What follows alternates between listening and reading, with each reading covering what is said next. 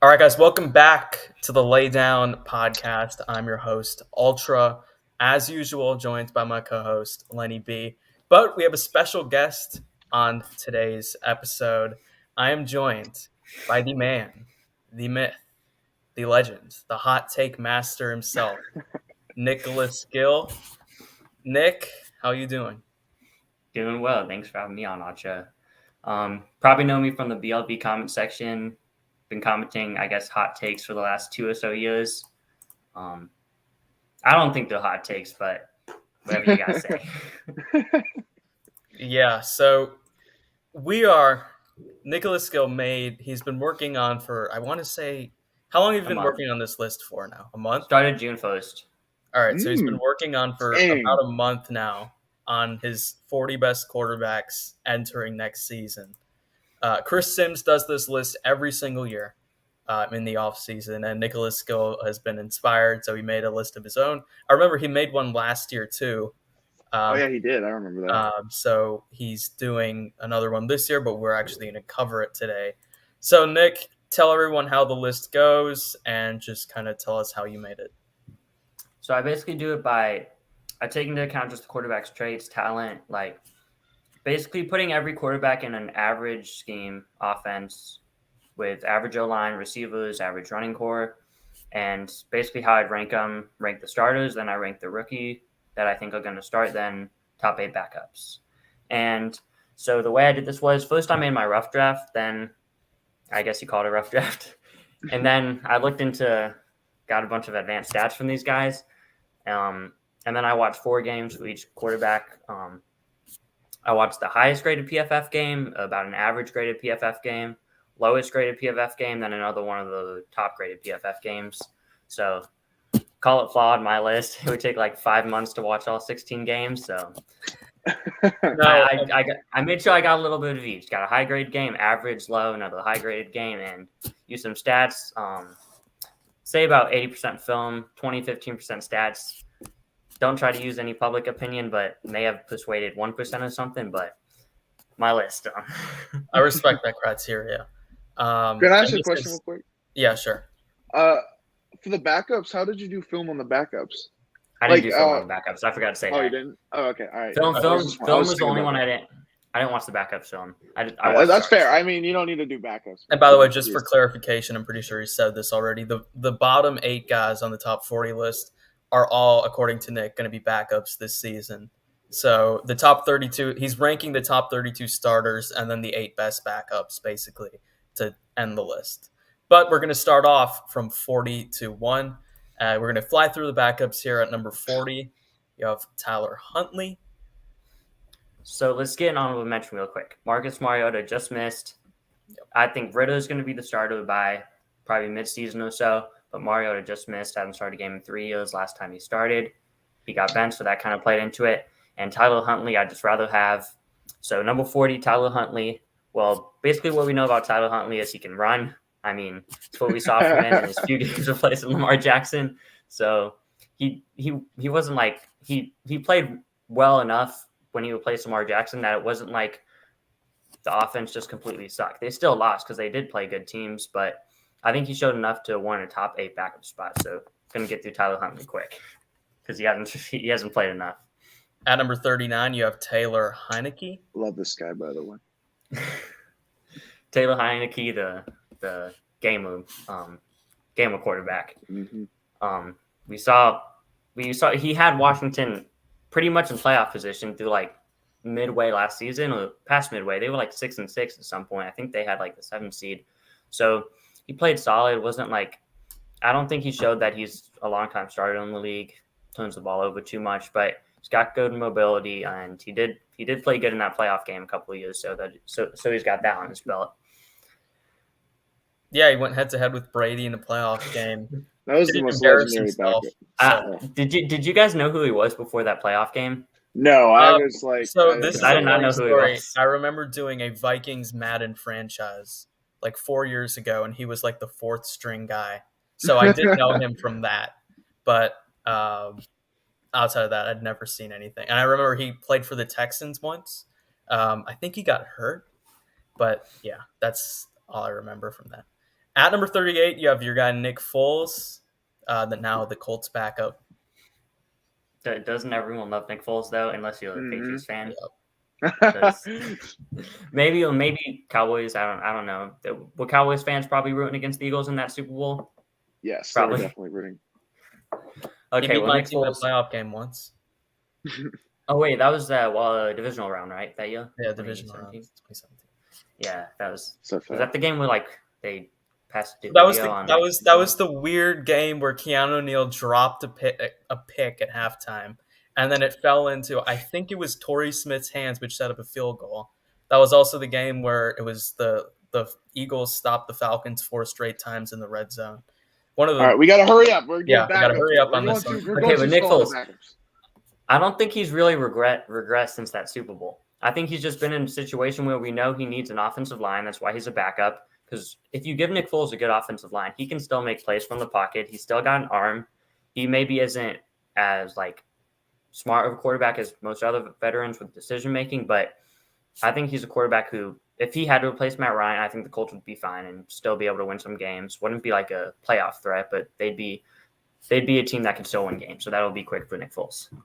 Number 37, you've got Gardner Minshew.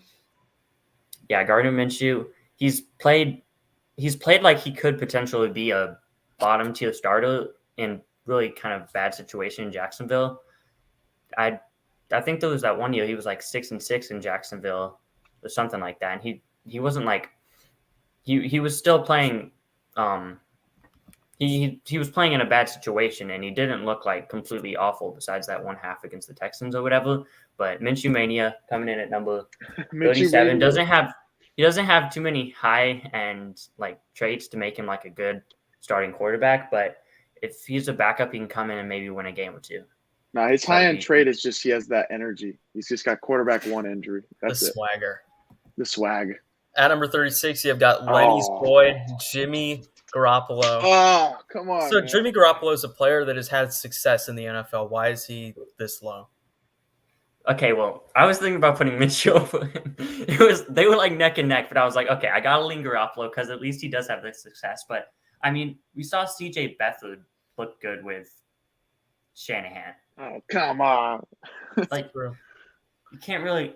I think if he was a starter, he'd be in that Brissett, Zach Wilson 26. Oh, I spoiled some of the list, but in the 26, 27-ish range for me he'd be in the just above the replaceable starter, so the below average starter if he was a starter, which Lenny thinks he's going to be the starter, but I think it's Trey Lance time now.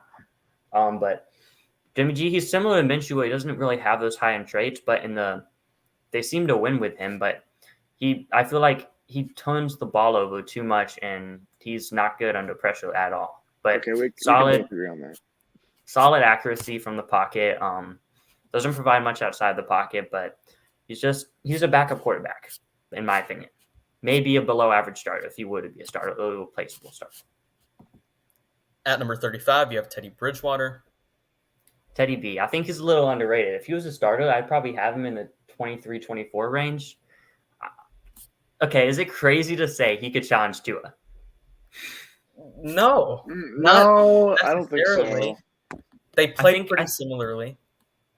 I think they have the weapons now, and with Mike McDaniel, Tua is going to be the starter, but I don't think Bridgewater is that far behind him. Bridgewater, he's a good, accurate quarterback, and that's one of the things that matters most for quarterbacks is the accuracy. Bridgewater is accurate from the pocket. He's not super mobile, but he provides a little bit of mobility. And he had the Broncos in playoff position. I think they were 7-7. They were competing with the Bengals when he got hurt, so I think he's a top 3-4 backup. At number 34, you have the controversial Baker Mayfield. Baker. Okay, so Baker, I think by the start of the season, he's going to be a starter somewhere, whether that's Carolina or Seattle, and he'll probably be my 24th, 25th-ish quarterback starting-wise. But Baker, Archer remembers, said he was average last year. I got a little heat for that. Hey, okay, but right. I mean, unless he was really – I mean, even if he wasn't hurt, I still think he's an average quarterback, and I think with him being hurt, he played like a below-average quarterback. But he did bring Cleveland that playoff win, so I guess they got that going. Yes. Lenny's a Baker guy. I am a Baker guy. I think you were the one. It was either you or that Connor dude. In the comments, It's trashing Connor. us. Connor's the Browns guy. He loves. Oh, Connor's the Browns guy. At number 33, you have your boy Mitch Trubisky. Money Mitch.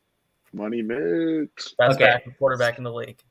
Yes, he is the best backup quarterback in the league, and if he was a starter, he'd be number 1. I'm kidding. He'd be in the 24 to 25 range, similar to Baker. I think I'd rather have Mitch than Baker, just because. I mean, you can call it bias, but I think Mitch, he's a good thrower over the middle of the field. He's good. He's good thrower over the middle of the field. You give him that Browns play action system with Baker, they would have done the same thing they done with Baker, and I think could even have done more. But the one thing with Mitch that holds him back is he has all the talent. It's just the downfield decision making. He'll just throw it in double coverage downfield when a guy's not open, which you'd like to have seen him develop over his time in Chicago, but who knows what can happen in Pittsburgh if he remains the starter. I wouldn't be shocked if he starts. Yeah, I think he's going to start week 1, but I think Pickett will take over by midseason, week 6 to week 8. That's fair. All right, starting. Now we're getting into the starting rankings. Starters.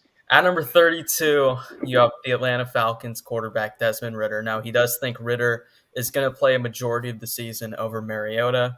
What have you seen from him? I know you were big during the draft with scouting the quarterback, so why is he the worst for you? Well, he was my number 6 quarterback in the draft. I had a 2nd to 3rd round grade on him because I was a little bit higher on some of the quarterbacks in this draft than I guess the actual draft was. But That was a big shock to everybody, to be fair. he doesn't seem like he has like a lot of upside to me. He seems like I feel like his traits were a little overrated going into the draft. And I feel like his accuracy is something that I saw as a concern. Just overthrowing guys. Wasn't a guy who really escaped pressure and did stuff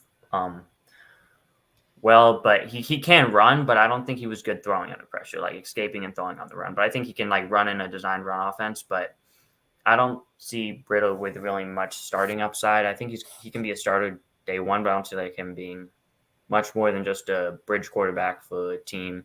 Maybe an average starter at best if he gets everything perfect around him. I actually think he's in an offense that is better catered to suit some of his strengths than a more precision passing based one. Yeah, I'd agree with that. Okay, and I think the one thing, I think he does throw a good deep ball, so I think that could be good with Drake London there. Yeah. So he's got a pretty good arm, I would say, from what I've seen. Maybe it's not Josh Allen, but it's good. I didn't see like his arm pop off the screen or anything. I think his arm wasn't a Carson Strong arm, a Malik Willis arm. Yeah, well, Willis's arm is pretty good. I don't know if it's that level. His rushing ability is fairly promising, but I agree with you. He really struggles, like just from an intelligence standpoint. He's just not there right now. And some of the mechanical stuff with him too, I'm not a huge fan of. I might have watched like one game of Desmond Ritter. I'm going to be honest. I really don't know a lot about him, so I'm just not going to comment. I don't want to say anything stupid. Ultra, do you think Mariota is going to outlast him for the whole season? No, I think Mariota will be the quarterback, and then once they get eliminated from playoff contention in week 10, then Ritter will take over. I don't think you guys will get eliminated week 10. Okay, maybe like week 13. More right, I think I had y'all winning like 3 of those 10. At number 31, you have Matt Corral, who you also think is going to start over Sam Darnold for a majority of the year. That's a hot take. It's a hot take? A little bit. A little bit. I think it's a little bit. Okay, well, Sam Darnold didn't make my top 8 backups. I was kind of with the Jets fans a couple of years ago, hanging on to Sam Darnold, and then after last year in Carolina, I'm not really high on Sam Darnold anymore. But to Matt Corral now, quick release, really played well in that RPO offense at Ole Miss. I just don't think I think, we can mention Mitch. I think Mitch kind of was a little high on his like traits and his deep ball, and I didn't really see that with Matt Corral at all.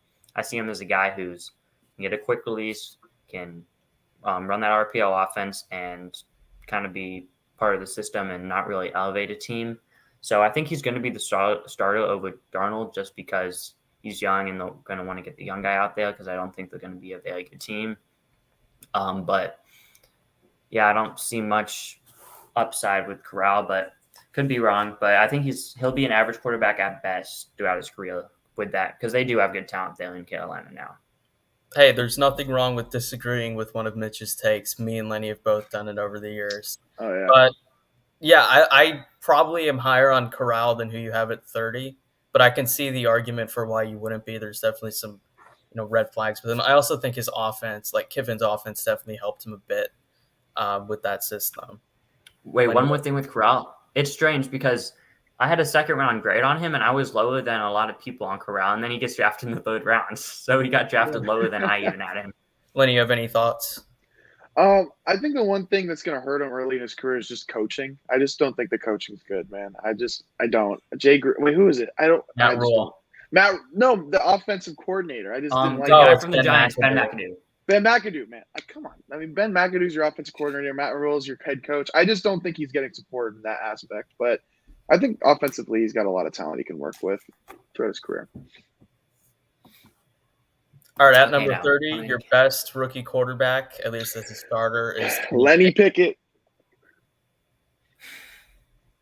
Kenny Pickett. Okay, so I had him as top 15 player in this draft. I think I said before the draft, I think Pickett's the only quarterback that in 2 to 3 years I think is going to be a Pro Bowl quarterback from this class. I'm high on Pickett. I think he has the package. He was very accurate thrower at Pitt. His deep ball is good. He's good accuracy-wise down the field. He doesn't have a super strong arm, but I think it's similar to Mac Jones in the case that without a strong arm, he can still be an effective deep ball thrower in the NFL just because of his accuracy, even if his arm strength isn't like crazy. But he's athletic. He can run. There's a reason why he broke off Dan Marino's pass records at Pitt. I mean, not saying he's going to be Dan Marino, but he's pro ready. He's pro ready. Maybe his age is a little bit of a concern, but I don't really think I think that's kind of overblown along with the hand size thing. Like the hand size thing's overblown. The thing with the hand size, you can say his hand size is small, but if you don't have like evidence like that's actually affecting him, then how are you going to bring him down because his hands are small? Hey, a guy you have very high on this list also didn't have the best hands necessarily. Not to spoil that, but yeah, I like Pickett. I am not, wowed by most of his stuff, but he doesn't have a ton of flaws, I would say. Keep going. No. The only really flaw was he would escape the pocket too early sometimes. He would end up stepping into pressure, which that can improve though. It's not like a big flaw, but my comp for Kenny Pickett was actually Ryan Tannehill. And I can see that. I think he could be Ryan Tannehill level quarterback, make a couple Pro Bowls. He's in a decent position relative to some of the other rookie quarterbacks. Lenny, you have any thoughts on him? No, I just think for the small hand thing, fumbles are always going to be something that's prominent, but you have to measure whether the turnovers are worth the upside, and I think for Kenny Pickett, it totally is. Everything else. At number 29, you have Drew Lock, currently the Seahawks starting quarterback. So now we're into the starters. This is the beginning of the borderline starter tier. So like guys who I think are replaceable. I think they're going to be backups probably after this year. I think they're pretty much backups in the starter role kind of by default. But Drew Lock. So Drew Lock. Get my draft notes out of the way. Here we go. Yeah, come prepared. I like that better. Drew Lock. So he has the talent. We saw that. He can make crazy throws, but then the next play he can make why are you throwing that football type of throw. He has the mobility. He actually does have a solid deep ball.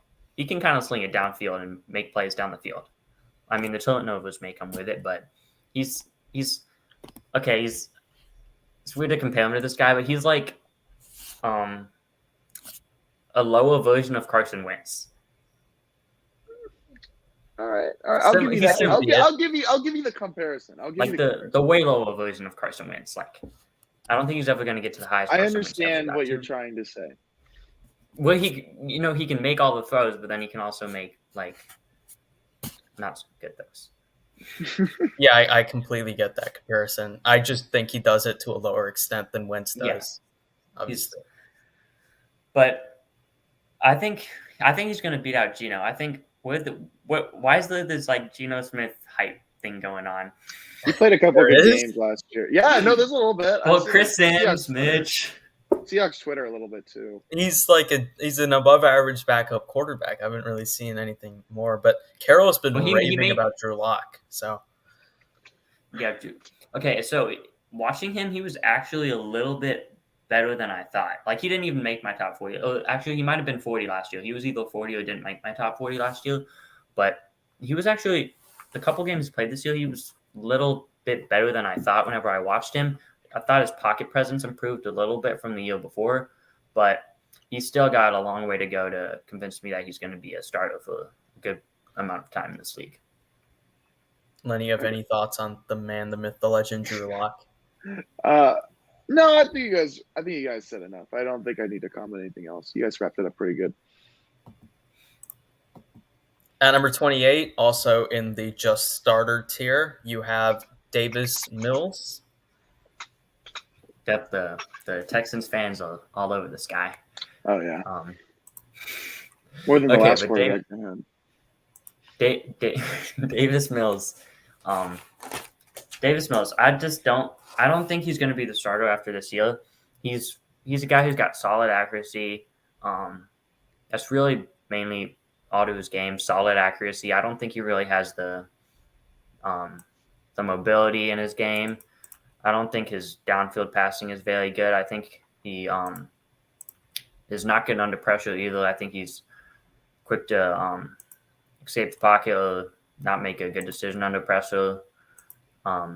His throwing from the pocket is solid, but it isn't like I don't think it's very good. It's probably below average.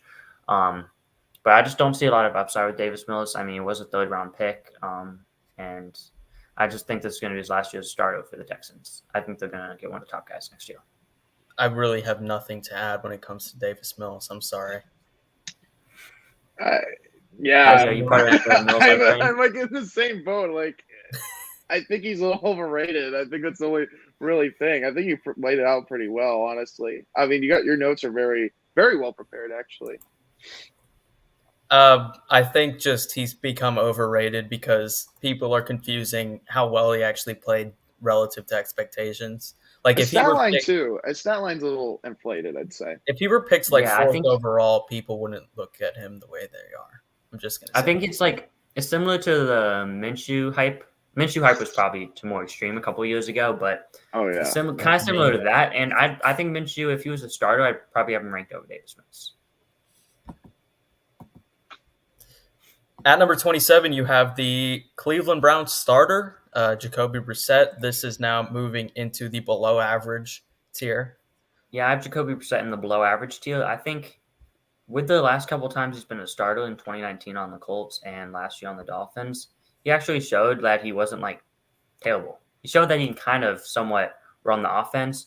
His pocket ability is actually good. His pocket movement is good. His accuracy isn't good, but it isn't terrible. It's probably just around average. He actually performed very well under pressure last year. I think he was second PFF grade under pressure. His tape backed that up too. Yeah, he was like behind Josh Allen for throwing under pressure. His offensive line was awful too, so he was very much under pressure a lot. And his tape did back that up because I was like, wow, Jacoby Brissett slinging it under pressure. But it's solid mobility, nothing special. He just hasn't really started enough over the last couple of seasons to be really to make me have enough confidence to say he's about any higher than this. And I think there's a tiny gap between him and the last two guys. So that's why he made the bottom of this below average tier. Look, he's a guy that has shown he can operate in offense functionally, at least. He did it with the Colts. He did it with Miami. He even did it with New England in the, I think, 2 games that Brady was suspended I for forgot you were in with the Patriots. 2016. But yeah, he's a guy that's fairly accurate in the short ranges, doesn't really offer a ton from an explosive perspective or anything like that. But certainly you can, I think, do worse at least from a backup perspective, but even as a low end starter with Jacoby Brissett. Yeah, I think with Jacoby Brissett, it's just he's such a good guy, man. He's really good for the locker room too. I think that's part of the reason why he's so good at operating an offense. People were just, I feel like people are more like willing to do what he wants. I really think that, man. At number 26, you have Zach Wilson. This was a guy you loved out of the draft last year. I'm actually a little surprised you have him this low, but Yeah, I was. To be honest, I was expecting more out of Zach Wilson his rookie year. I thought he was going to be the first or second best rookie quarterback because, well, I obviously had him as my number one draft. Well, I guess not obviously. If option knows that I had him as my number one quarterback, it was kind of was by a mile too. I was like all in on not Josh Allen, Zach Wilson. But he just disappointed me in his rookie year. He was like very quick to escape the pocket. It almost looked like he wanted to be Mahomes in a lot of situations, but he just wasn't. He would just run out of the pocket quick and he didn't show enough pocket poise for me. His decision making wasn't good. He wasn't good under pressure. His accuracy was very inconsistent. The one thing that he did show was his deep ball, though. I like his deep ball. His arm strength is good. I expect him to improve from this, though, because to be fair, he did have to play the Dolphins defense twice, the Pats and Bills defenses twice. Those were all very good defenses last year. So that's hard for him. And now they improve the weapons around him. Going into another season when he improved throughout the season, though. He improved down the stretch of the season. So he's 26 for now, but it wouldn't shock me if he's in the top 20 next year. I don't really have a ton to add. I think he has potential, certainly from a physical perspective. I do think he improved as the season went along. I don't know if you that backed up in your tape or whatever, but he did improve. He's certainly someone that did, I think, at times look for the big play a bit too much, and that I think comes with experience. So I'm a little higher, I think, on his future than what he showed last year. Zach Wilson's, man, I mean, everything around him offensively has just been upgraded. So I'm just excited to see him next year. I agree with everything you said, and I really think there's a chance for this just Jets offense to take off at some point. Not this year, because they're not there yet, but eventually. Yeah, I don't know what to expect from him this year. I think he's going to improve because he kind of has to, like, by default, but I don't know if he's going to take that big jump to, like, Pro Bowl level or just show slight improvements throughout his career. I think it's more going to be gradual improvements for Zach Wilson. At number 25, you have Jameis Winston, a player who had a really weird season last season to start the year. What'd you see from him? What I think with Winston is he does have the big arm, so that's to his advantage. I think he does throw the ball relatively well downfield, but his just accuracy is not very good, in my opinion. I don't think he's a consistent, accurate quarterback, and he's going into like what, year 8 or year 9 now? Year 8, 7, 8. I don't think it's 9. This is his. I think it's year 8. 7th. I want to say. Yeah, no, it's 7th. He's played 5 years on the Bucs and then 2 years with the Saints. Now this is his second year on the Saints. Okay, so, and he is coming off the ACL, but I feel like he's getting a little hyped up because that touchdown. No, this is his 8th year. Really? Right. He was drafted. His first year was 2015. I think he's getting a little hyped up because his touchdown to interception ratio last year, but I don't really think that showed how he played because, like, Trevor Siemian touchdown to interception ratio was good last year for the Saints. So, I mean, I don't think he's consistent enough accurately, as I said. I don't really like him throwing under pressure. I just think he's really got that deep ball, and that's pretty much what he's got to his game. Although he is a solid pocket passer, I just don't see a lot of special in his game, and I think he's going to play all right with the Saints this year. Maybe a tad bit better than this ranking is, but I don't see him making himself like the future quarterback for the next 3 to 5 seasons or anything like that. He is a weird one because I think last season I saw more discipline from him as a quarterback in terms of just I will agree with that. Taking what the defense gave him not always looking for the big play, but at times I felt it went a little too far. And so I'm wondering if he has lost some of that physical ability that made him so electric in his early years with Tampa Bay, especially in the 30 for 30 year. But I don't know. He's in an interesting position. I'm not sure if I should expect better or worse going forward from him. Lenny, what do you think?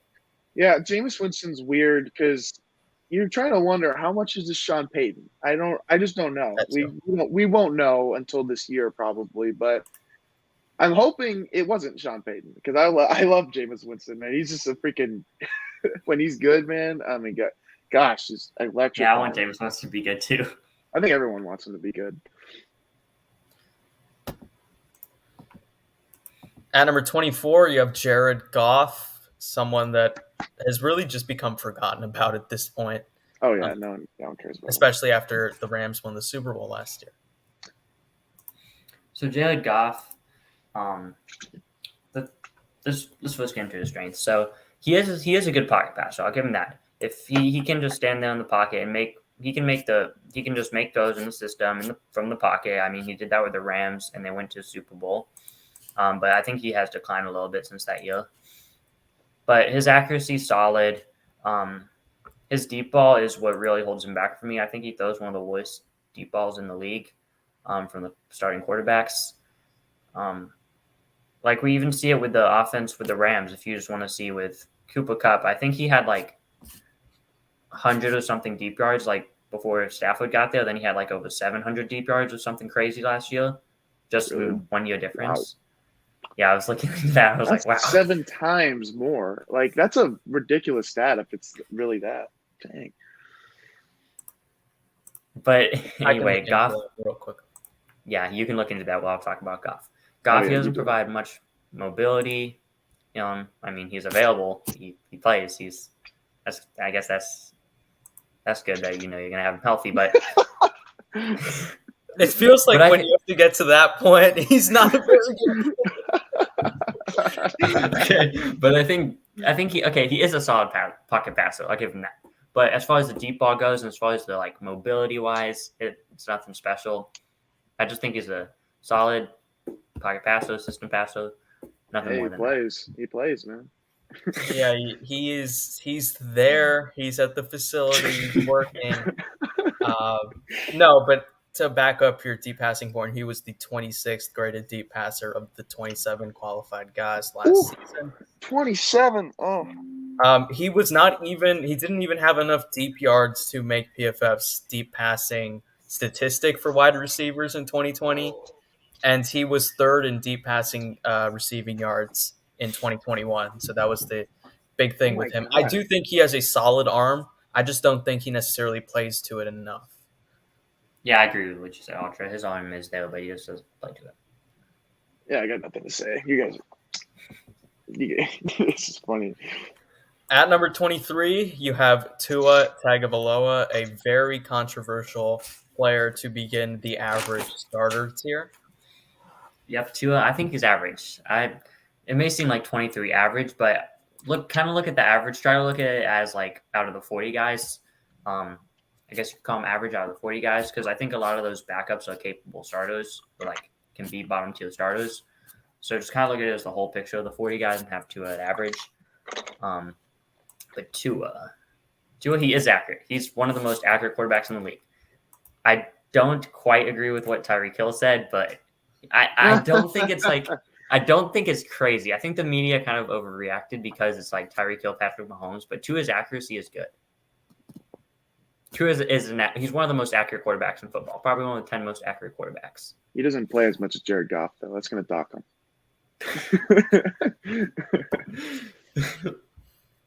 But anyway, Tua, the deep ball, I'd like to see his deep passing improve. I just think that that can improve now that they have Tyreek Hill.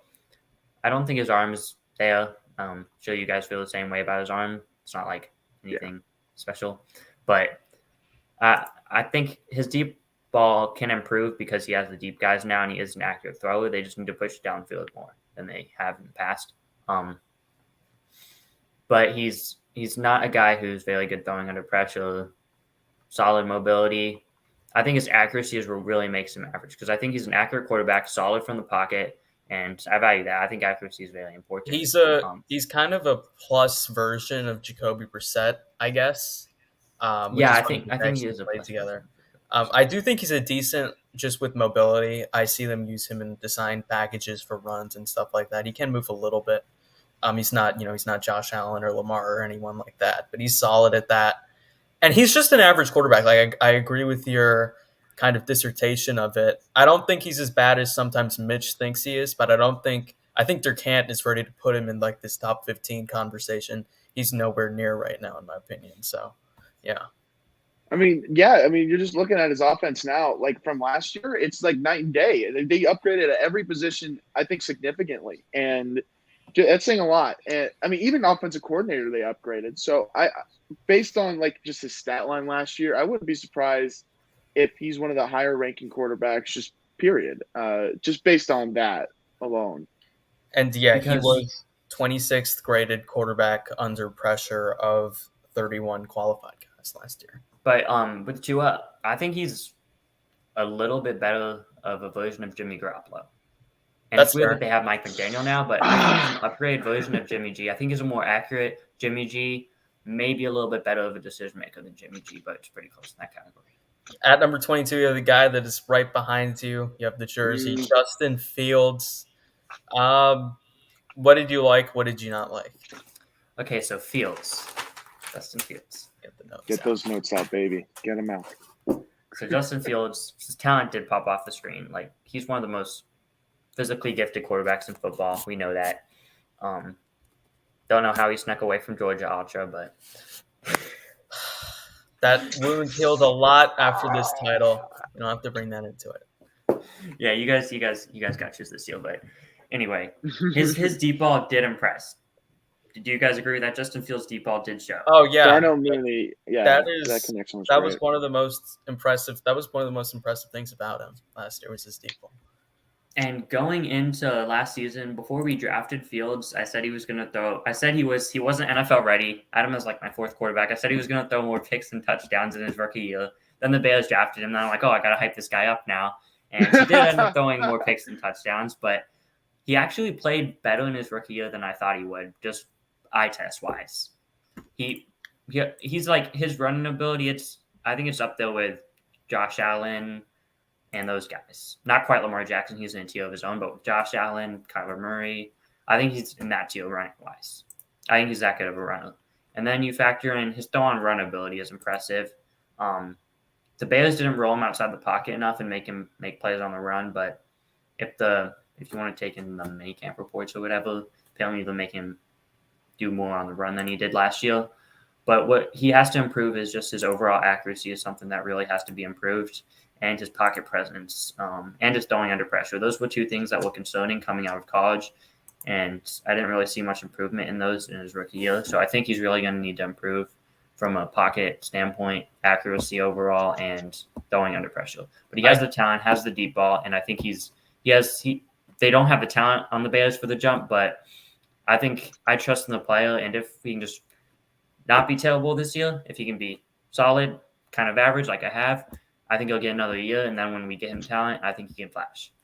I do think he would be exposed a little more under pressure if he wasn't as good of a runner as he was, because as a thrower, I just don't really see anything from him, at least last season. But I thought his mechanics actually were better than I expected. That was one of the bigger things with him out of college. But they impressed me, I think, more than I would have expected to be impressed by it. Lenny, what did you see from Justin Fields? Were you impressed? Look, I was definitely impressed because I was one of the people who just adamantly did not like him. I made it a thing that I didn't like Justin Fields, and I still don't.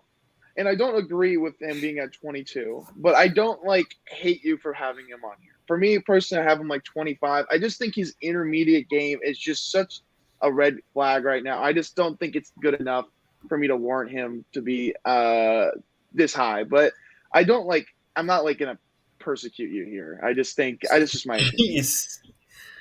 So who below Fields would you have over Fields? Probably Tua. I think. Wait, no, I gotta look at the list now. Give me a second. So just below Tua, him I don't think is Tua, Goff, Winston, Wilson, and Brissett. I probably have Winston over him. I mean, Come on now. this is probably another bias on bias here, but I'd probably have Garoppolo over him, even though you have him ranked all the way 36.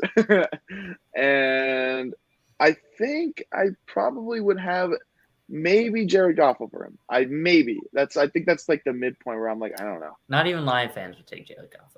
Yeah, I'm just gonna be honest. Not even Lions fans would take Jared Goff over Justin. I mean, Justin. It's about this season. It's not about what the future. Okay. I'm not gonna lie. I am biased. I'll tell you, I am biased on this. It's pre-draft bias. And Jared Goff does play. Another guy that Lenny is biased against is at number 21, Trey Lance, the 49ers quarterback of the. I'm gonna get into this. This is gonna be a 10 minute segment. I'm gonna hype up Trey Lance. Okay, so I recall, I think it was your offensive rankings, your last podcast. Lenny said that Lance was like the 33rd best quarterback. Yes, crazy low like that. I stand by that. Okay, so Lance, literally, if this guy fixes, I'm going to say this. If Trey Lance becomes an accurate quarterback, he is going to be a Pro Bowl top 10 quarterback in 2 years.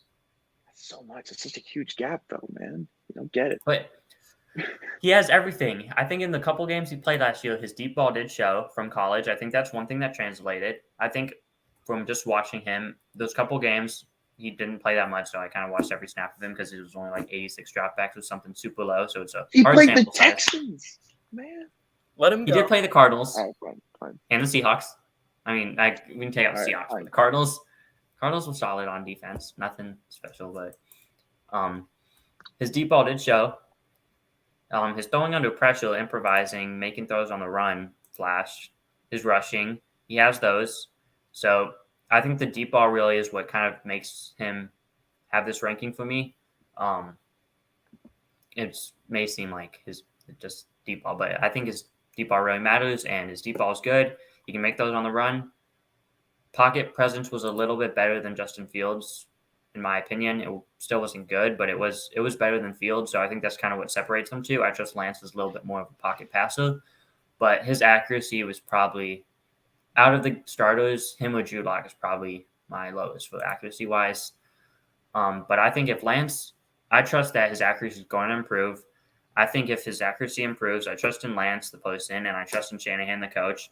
I think that combination is going to make him a Pro Bowl quarterback within 2 years. But I'm not going to go super far into it. I'm going to swing this over to Lenny because this is a man who said he knew the Niners were doomed the moment they took Trey Lance number 3 overall. I was so mad. I mean, there's the stream. I'm thinking Pro Bowl. So, anyway. Yeah, so I'm Mitch not gonna make it a huge real quickly. Okay, so Mitch had a stream of the draft. A lot of people went on it. Lenny was on it for the Lance pick, and he was just distraught. I was so sad. I was a Mac Jones guy. I'm still a Mac Jones truther. Anyway, I won't make this a huge thing because it's your list, right? But for me, Trey Lance just does not display anything up here. His brain is it feels like it melts down every single time. Like, I just get baffled by his decision-making when I watched him. I was just like, why? There's like the only times I saw him make actual throws was to wide open receivers. And on top of that, when he does it, the thing that everyone likes about him is that he runs. He's not even good at it. He gets like tackled every single time he gets hit. No, he's not a good runner. He's literally Josh Allen as a runner. He's strong. He's strong. Runner. He's literally trucks dudes. Every single time he gets touched, he gets down. Like, that's it. Like, if you he doesn't. I play on the goal line. I think it was against Seattle. He rolls out right and just literally puts his shoulder like he's a running back into the guy and gets a touchdown. Anyway, he might have been down the line, but it was something like that. I just think his brain is bad, bro. I really do. Okay, I have a couple points. The wide open receiver thing, I don't agree with that at all. I think he made a couple good. I mean, it may sound weird only saying couple good tight window throws, but he didn't play that much. So I think he showed flashes that he can make those big time tight window throws. But the decision making thing, you have a point on that. It didn't really translate, but he did throw 0 picks in college. Wasn't the highest competition. D2 athletes is crazy. But okay, his decision making, it's hard to really evaluate because he started 2 games. He barely played, and he appeared in like another 2 games. But 86 dropbacks, I think it was he had last year.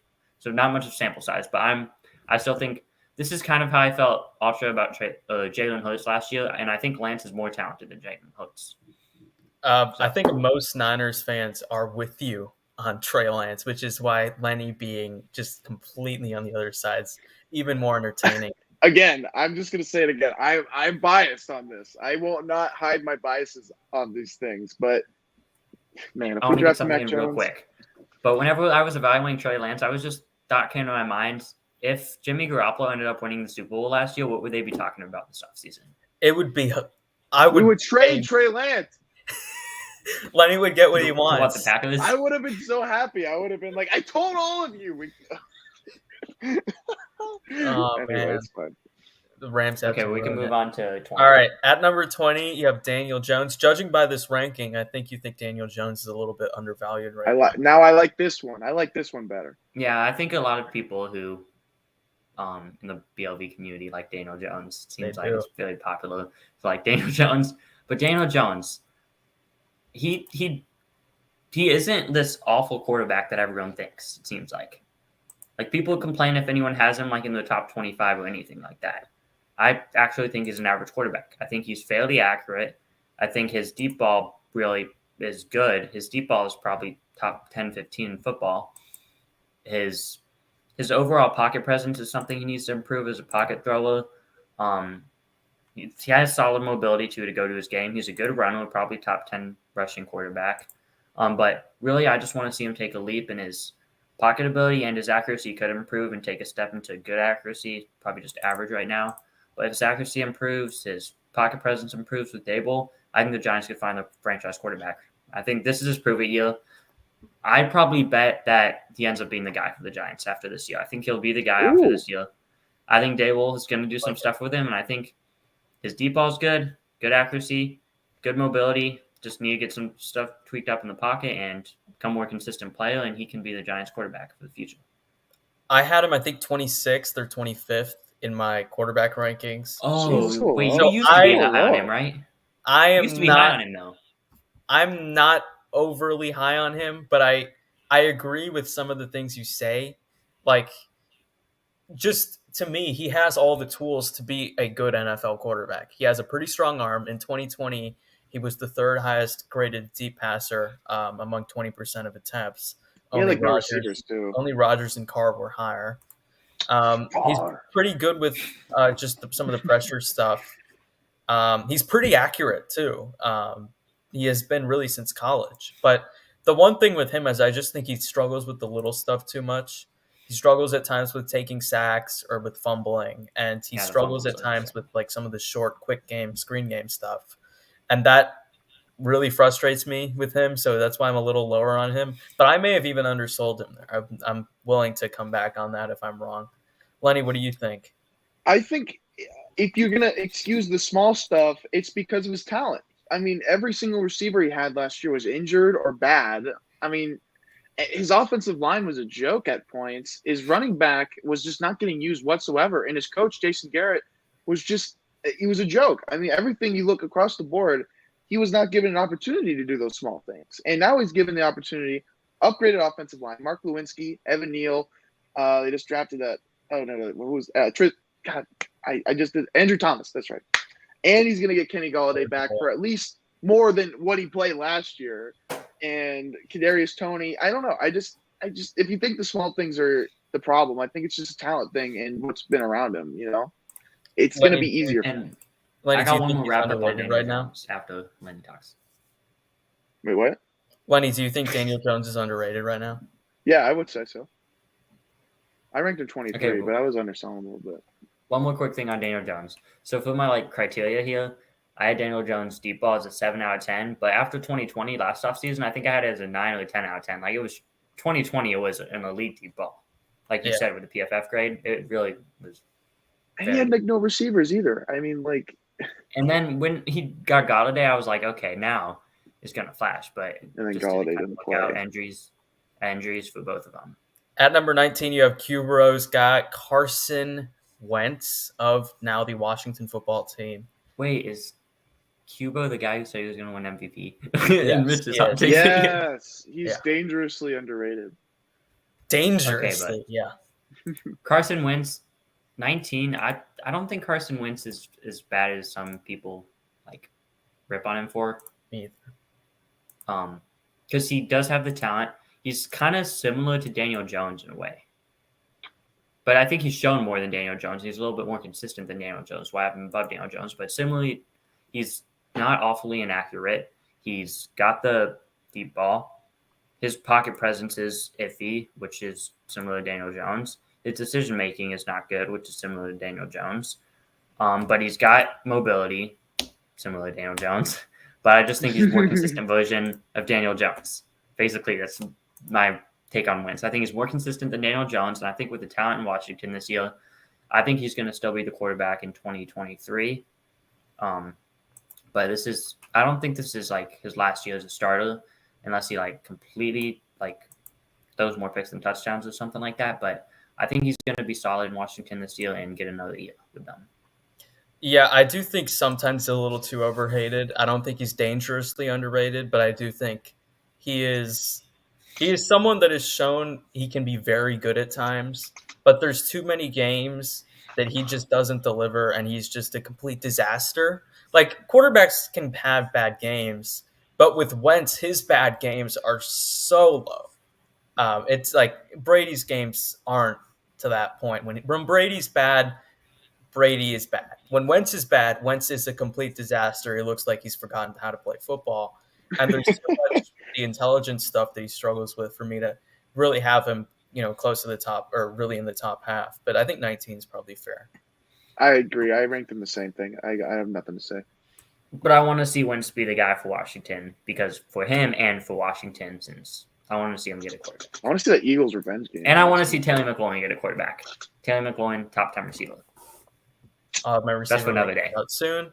At number 18, you have Mitch's guy, Lenny's guy, and kind of like Mac Jones. We're all high on Mac Jones. What did you see from him? Well, in Mitch's woods, he's the human computer, I think he said, or something like Yes. that. But I love that you remember that. So Mac Jones, I don't think he is quite as good as Mitch is saying, where he's going to be like I think Mitch mentioned maybe a Joe Burrow jump in year 2, which I don't think Mitch thinks he's going to be a top 5 quarterback after year 2, but I think Mitch probably has him probably borderline top 10 after year 2, which I don't think is a crazy take, but I think mentioning Joe Burrow is a little bit over the top. But anyway, Mac Jones, coming out of college, we knew he was accurate. Knew he was a good pocket quarterback, knew he was a good decision maker. Mobility was always a question, which I think his accuracy wasn't as good in his rookie year as it was in college, but it was just a transition to the NFL from college. So I think his accuracy is going to really take a jump to like top tier accuracy in football, like with maybe even top 5 accurate quarterback after year 2. But the decision making can improve. Let's see something real quick. Got it. Mac Jones. He was 6th in lowest turnover worthy play percentage, so that's good as a rookie. But I think he's gonna just the accuracy is overall gonna improve, be kind of top 5 in the league. His deep ball is good. Obviously, we know he's an elite pocket passer.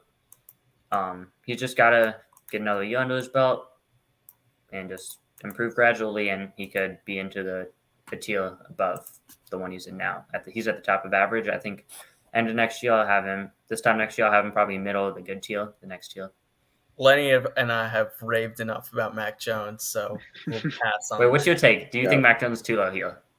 I think him, with Watson included, I think I had him 16th in my rankings. So maybe a touch low, but like it's not an unfair take. Yeah, well, no, I had him gradually better. I had Watson 17th. Oh, I'm not mad about this ranking. See, I don't know how to rank Watson because how you ranked him, you just put him at 17. I feel like I did it. Whereas I would take, because at the time I thought he'd play 12 games. I'm not even sure if he'll play 1 right now. But I would take 12 games of Watson over everyone below him for 17 games, and then I would not take it over everyone above him. It's a fair way to rank. Oh, okay, so I understand what you're saying. Yeah, I don't know how to how to evaluate things, but I kind of agree with what you said. All right, moving into the good tier, you have at number 17 Trevor Lawrence. This is a hot take right here. What did you see from Trevor Lawrence that made you say he is a good NFL quarterback? Okay, well, first off, It's Trevor almost Lawrence top half. stats do not tell the story at all. Well, I just said stats, and now I'm gonna name a stat. So, but anyway, a different type of stat. This doesn't. I think this doesn't really like say a whole ton, but I just found this interesting. Trevor Lawrence, there was not a game last year where he took more than 3 sacks, which with the Jags O-line, you would think that the That's actually interesting. Where he got sacked more than 3 times. So one, that shows that he was good at protecting himself, getting the ball out, and two, now let's get to his game. What I noticed with Trevor Lawrence is the talent is obviously there. You guys know that, but I think his pocket presence was the best out of all the rookies, even over Mac Jones. I think he was very poised in the pocket for that situation, and especially with all the drama that went on, apparently. I think I don't know what happened, so we'll just ignore that. But anyway, Urban. He was more accurate than the numbers said. Like, let's see something. His adjusted completion percentage was 31st. I think he's more accurate than the 31st quarterback. I think he was similar, not much below Mac Jones accuracy wise last year. But I guess maybe trust the adjusted completion percentage over me, but I think I think his deep ball is good. His arm is there, and I think with Doug Peterson, his accuracy is he's gonna become more accurate next year overall. His decision making is something that needs to improve. I had that as a 2 out of 5 on my little criteria here. But I think if his decision making accuracy improves after next year, along with more experience, more games under his belt, he can take that jump into the top 12 to 10 range. I think the talent's there. I think he was kind of he got a bad rap last year, and and one more thing with Trevor Lawrence is his throw on the run ability is elite. It's probably top 3 or 4 in football. He is very good. He threw dimes on the run, and he's very good on the run. That's something I did when I was watching back. I think one thing with him that you have to factor in, he had so much hype coming into the NFL. You've got to think NFL defenders took it extra personally when they were playing Trevor Lawrence. I didn't think about that. To a Mac Jones or Justin Fields, just because of the generational talent. A similar thing may have happened to Peyton Manning in his rookie year, too. And look, not every quarterback's going to be Peyton Manning. I hate when everyone does that when the rookie quarterback is a bad year. But I think he's too high at 17. I think I had him 22nd, 23rd, 24th, somewhere in that range. I don't hate the take. Like, he certainly has the talent to be this high. I just needed to see him put it together more last year for me to do that. Put him higher. I can understand. I can understand your take. I just think he showed enough for me. Again, I only watched 4 games, but I tried to watch a top game, average game, below average game, and then another top game. And I don't know. I just see a lot in Trevor Lawrence, and I think he was better on tape, in my opinion, than his stats showed last year. And I think that his numbers are going to show that he's a good quarterback this year, and I think he's going to be in the top 12. And you were not before Lenny goes, you were not a guy that was overly high on him coming out of college. So it's interesting to see you've kind of went from saying he's a little overrated to a little underrated now. Okay, well, here's the thing with Trevor Lawrence. I projected him to be about in the 17 to 20 range after his rookie year, which his numbers didn't suggest that at all. But I think he's about his rookie year's tape looked like how I would project his rookie tape to look. But I think his numbers made it look like he was this high prospect that just sucked his rookie year, but I didn't think he sucked last year. And I'm not necessarily higher or low on Trevor Lawrence than I was this time last year, but I have him over Zach Wilson, which I did not last year. So, Lenny, how do you feel? I mean, it's just something to be said. Like, Urban Meyer and all that, like, that was one of the worst situations for a rookie quarterback, like, since probably David Carr. Probably David Carr was, and he didn't have, like, such a terrible locker room either. I mean, like, it's just to be said, like, for a rookie quarterback to go into a situation like that, no number one receiver really, and a below average offensive line. I mean, a competent organization is just that sugarcoated. Like, that's a little bit of a sugarcoat, but I mean, you could totally expect him with everything getting better this year to take that jump. I understand your perspective. Maybe I don't necessarily agree, but I understand what your perspective is. So I appreciate that. At number 16, you have Kirk Cousins. This feels a little low. Yeah. Okay. So from where I think typically people have him. Professor Mid. Okay, so this might seem low for Cook, but even me looking at him being just 16, Kirk Cousins, it looks low, but then I look at the guys above him and I'm like, I'd rather have all these guys above him. So it's not a knock on Cook because as he's like he's a pocket passing machine, I guess we could call him. Just run the system, run it good, put up the numbers, very accurate, good from the pocket. His mobility is a little underrated, isn't good, but it's not like I think it's a step above a guy like Matthew Stafford, Jared Goff's mobility. Tom Brady and Rodgers, obviously, but Tom Brady. the thing that holds Cook to the lower end of this good tier, which started with Trevor Lawrence last one, is his deep ball isn't like great. Which there's an interesting thing that goes with that because I think it was his PFF deep yards or something was like top five. He was the third highest graded deep passer. Yeah, in the NFL. And I saw that and I was like, huh? But I had his deep balls at 6 out of 10, which is interesting. An interesting compared to the other guys in this tier, it's lower than the other guys in this tier. And his clutchness isn't really there. I'd like to see him improve in the big games. I think his only two career Monday night wins are both versus Chicago the last 2 years, so I had to watch that. But they have, and he wasn't. I don't think he was good in either game either. I don't think he played. He didn't play. I gotta look up stuff. The one 2 years ago, we literally had the ball with Nick Foles like 5 times inside the 50-yard line. The Vikings-Bears games are the least watchable games in sports television. I know Mitch was just raving about that stuff. No, so Kirk Cousins he's the best possible system quarterback to me in the NFL. He can operate an offense very well. He's a very accurate passer, almost robotic-like. It looks like a robot. He has lost a little bit of power from his arm that he had maybe 2 or 3 years ago, but he's still decent enough at it to where he's a passable deep passer. I don't think he's as good as his PFF grade indicates at it. I do think Justin Jefferson helps with that, but he's good enough at that. He's a solid enough mobility wise. He's just really solid everywhere, and he's a very smart player, but he doesn't do a ton outside of the structure, outside of the system.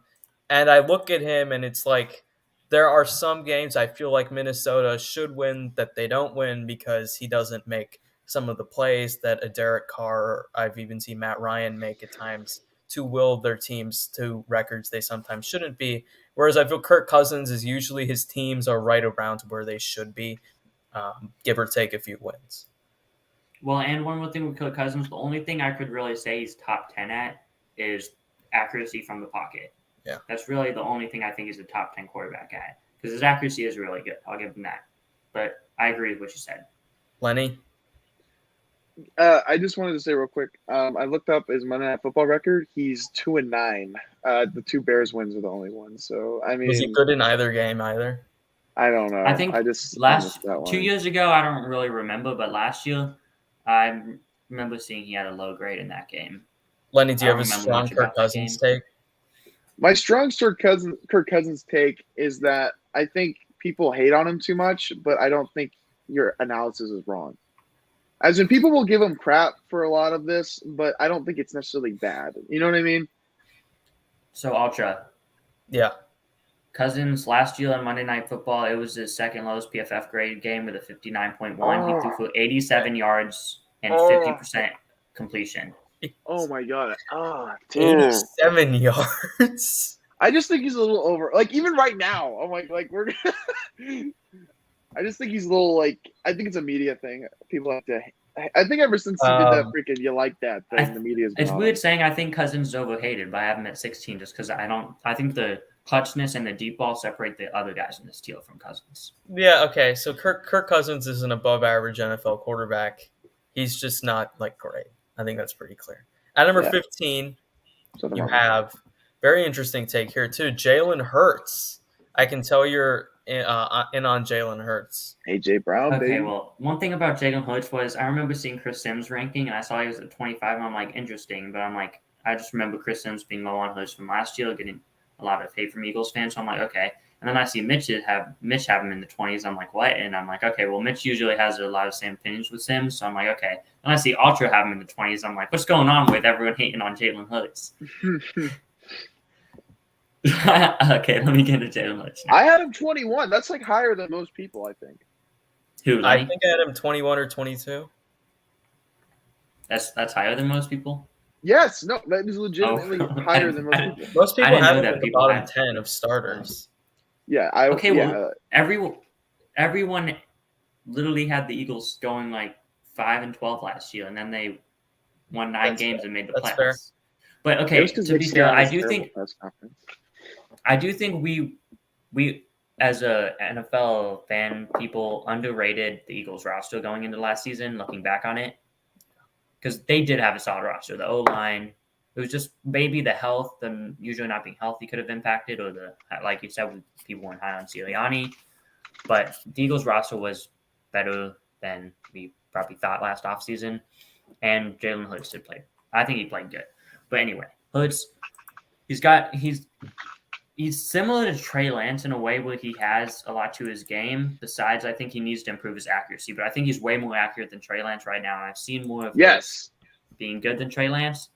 But I think although Hurts' arm isn't super strong, I think it's underrated. And he's good down the field, even without the strongest arm in the NFL. I like to see him improve his overall pocket passer and just accuracy. That's really where he can improve because he's good under pressure, makes good throws under pressure, can escape pressure, make those on the run. I think he's underrated mentally in the game.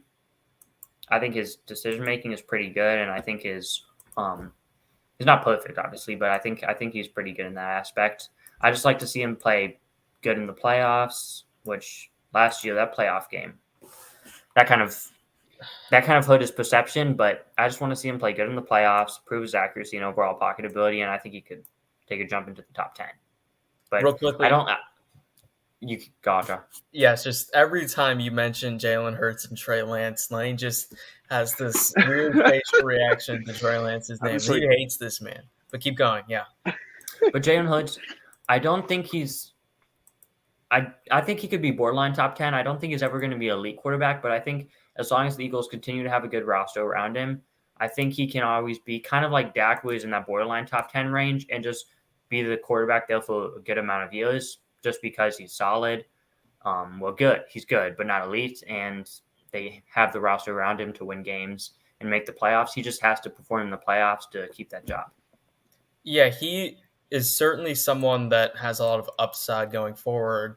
I think he has a pretty strong arm. He makes a lot of big throws from what I've seen from him. It's just the little stuff he struggles with, a little like Justin Fields and Trey Lance. He's a great runner, obviously helped spearhead, the best rush game in the league last season. And overall, someone that can grow. I don't know if I don't think I'd have him this high right now, but I can see him being this high next year. Lenny, do you have a strong Jalen Hurts take? I like Jalen Hurts, and I don't like Jalen Hurts. There's two sides of the coin. Like, I don't not like him as an overall quarterback. I think like I said, I ranked him 21. I don't think he's bad at all. There's just some things that are concerning, and a lot of it is like, well, how was it the schedule? Was it like, or could you go on the other side? Like, was it his lack of receivers? Was it the new coach? Like, there's a bunch of question marks right now. But overall, I like Jalen Hurts. I think he's going to be good next season, and his rushing upside. We haven't really touched on that. I mean, like it's Lamar Jackson-esque in impact, as in they're running him a lot. Like, it's a big impact in the rushing game. There's a reason why it was the number one ranked with below average or average running back like Miles Sanders. And one more quick take on Jalen Hurts. May seem like a hot take, but I think he's going to be the best quarterback in the NFC East this time next year. Ooh, Moving into the that guy you is a flex. currently have the Ooh. best in the NFC East, that is Dak Prescott. And I think a lot of I don't think it's just gonna be me saying that. I think it's gonna be a lot of fans saying that's what I'm saying. Interesting. All I think right. the He's the Eagles are best the quarterback in best the team NFC right East. now. I don't know if he's necessarily the best quarterback. I don't What think he is right now, but I think this are time next year. you seem down on Dak Prescott here? I'm not down on Dak Prescott. It's just those 13 really good NFL quarterbacks above him. That's fair. I ranked him 14. I ranked him 14 too. You ranked him 14. Interesting. I had him at 11. I was higher on him than you All right, guys. I let's had talk about. Dak 13 last year, so it wasn't like a big difference. But I had him like Dak, there's nothing where I say he's like awful at, but there's nothing where I say he's super elite at. That's the thing with Dak. He's I think he's a slightly better version of Kirk Cousins. I think he's slightly more mobile Kirk Cousins, maybe a little bit better deep passer than Kirk Cousins, but I guess Kirk Cousins is more accurate, so they're different. But Dak, solid accuracy, good deep ball, solid pocket ability. He improved under pressure, I think, over the last couple of years. He improved as getting the ball out under pressure, making plays under pressure. His mobility wasn't he wasn't much of a runner last year compared to past years, but that has declined as his pressure supposed to under change. pressure has improved. Yeah, but apparently they're saying that Dak wants to run more next year than he did last year, which we'll see. But anyway, Dak, I don't think he performs well enough in the big games either. Similarly to Kirk Cousins, but I think he's a little bit more talented version of Kirk Cousins. Basically, is what I'm trying to get at. The one thing that stood out with him towards the end of the year was he seemed a little scared to make a ton of downfield throws and plays. I don't know if that was the injury or what.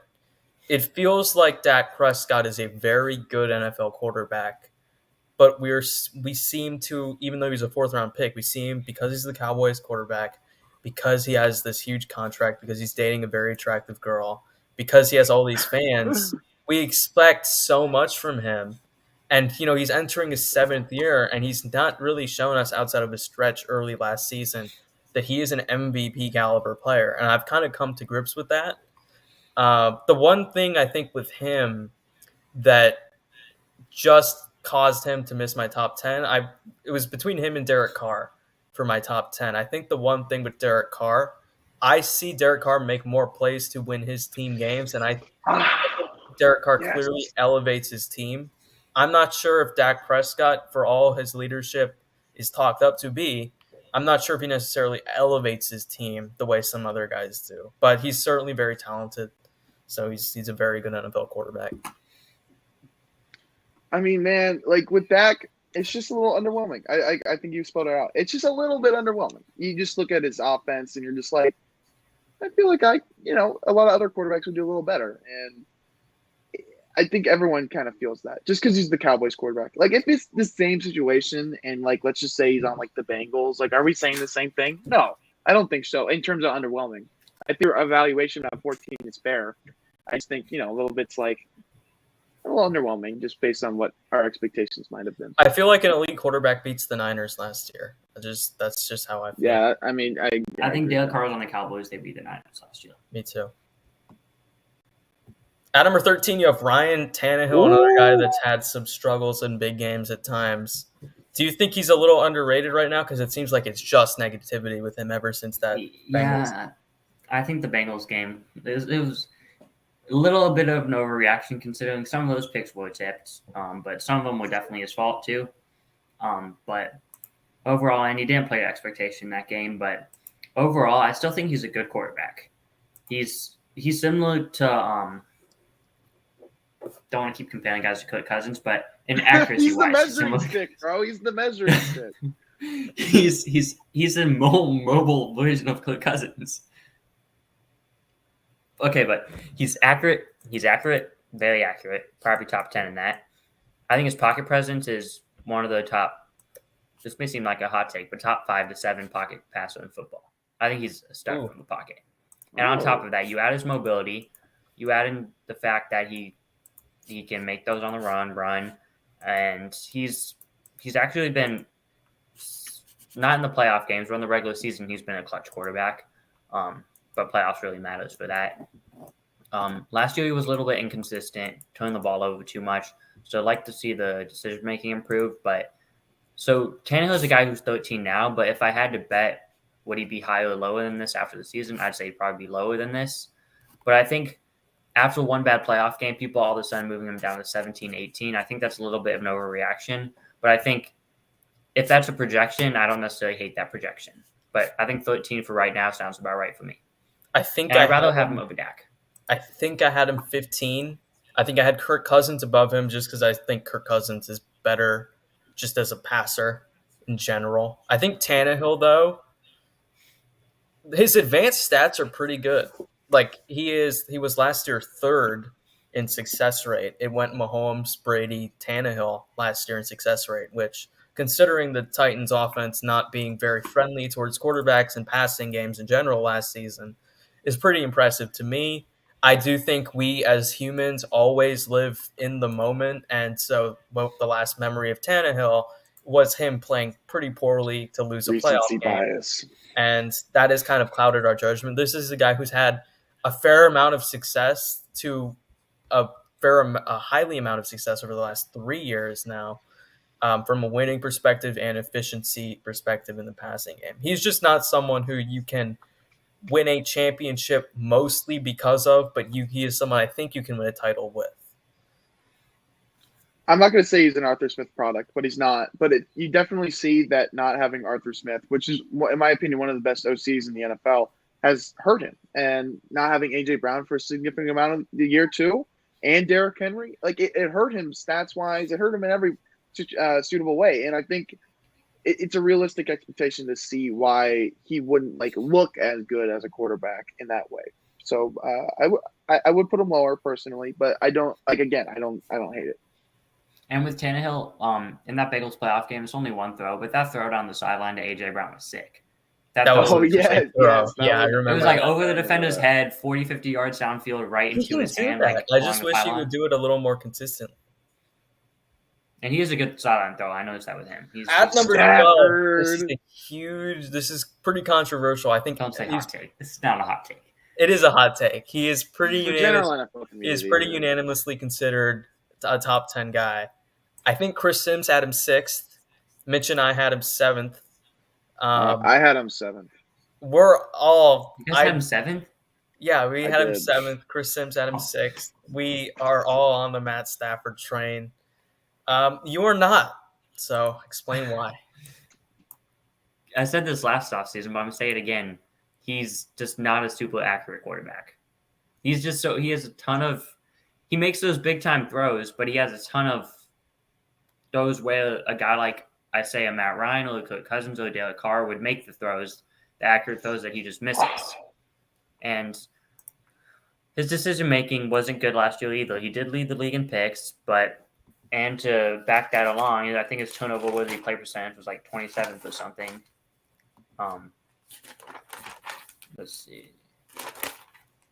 27th turnover worthy play percentage. Get the nuts out, man. But he does make the wow throws. He does have an amazing deep ball. I'll give him that.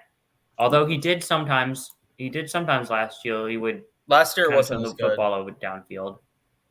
He would turn the football over downfield and miss a little bit throws. But overall, pocket passer stud. And he doesn't. The thing that holds him back for me, like I said, with the accuracy, I think he's probably around the 20th most accurate wise quarterback in football, 20th range. So I think that holds him back from guys above him, and he's not mobile. I think he had 70 rushing yards or something like that last year. No, 40 maybe. He's not mobile. It wasn't high. He's not mobile, but he is super clutch. Got the deep ball. Good pocket passer. But I said this to Ultra Twitter DMs, but that Cousins versus Stafford. So I don't think it's crazy to say the Rams will win the Super Bowl last year with Kirk Cousins. Because I don't think it's crazy. I agree. No, it's not crazy. He maybe wouldn't be able to make the clutch downfield throws, would be as clutch in the big moments as Stafford, which could hold him back. But then you could also further say that Cousins wouldn't turn the football over as much as Stafford did and wouldn't miss as many throws as Stafford did. He would be more consistent, accurate quarterback throughout the game and not turn the football over like Stafford did have 2 picks, I think, in that Super Bowl to where they wouldn't have to be in situations where they have to clutch up. And I think Stafford kind of gets too much credit because the Rams, that roster is stacked. Like, a lot of people had him in the Super Bowl before the season last year, and then mid-season they added Von Miller and Odell Beckham Jr. That's fair. To be fair, Robert Woods did go out, so I think it's just like a trade-in for Robert Woods. Okay, we can say trade it. But I mean, But still, Von Miller was But huge. OBJ is They a had- more talented receiver than Robert they had Woods. Cup have the best year ever. They had a top 5 offensive line. I don't care what people say. They were a top 5 offensive line in every single metric you look at. They were a really talented defense, even though they didn't really live up to it in the regular season. Stafford had a lot of help. I do think you're underselling his accuracy a bit. He was ranked pretty high in adjusted completion percentage 14th. for deep passing and intermediate passing. There's the short ranges that kind of troubled him a bit. I think the weird thing with him is the interception stuff. Sometimes it came in bunches. So he'd have like weeks where he would throw 2 and 3 consecutively, but then there were also a lot of weeks where he didn't throw one. I also felt like at times in the playoffs he was a little unlucky. Like I don't really think the Bengals game, neither pick was really on him. Now you could say he also got lucky with the Tart play in the round before.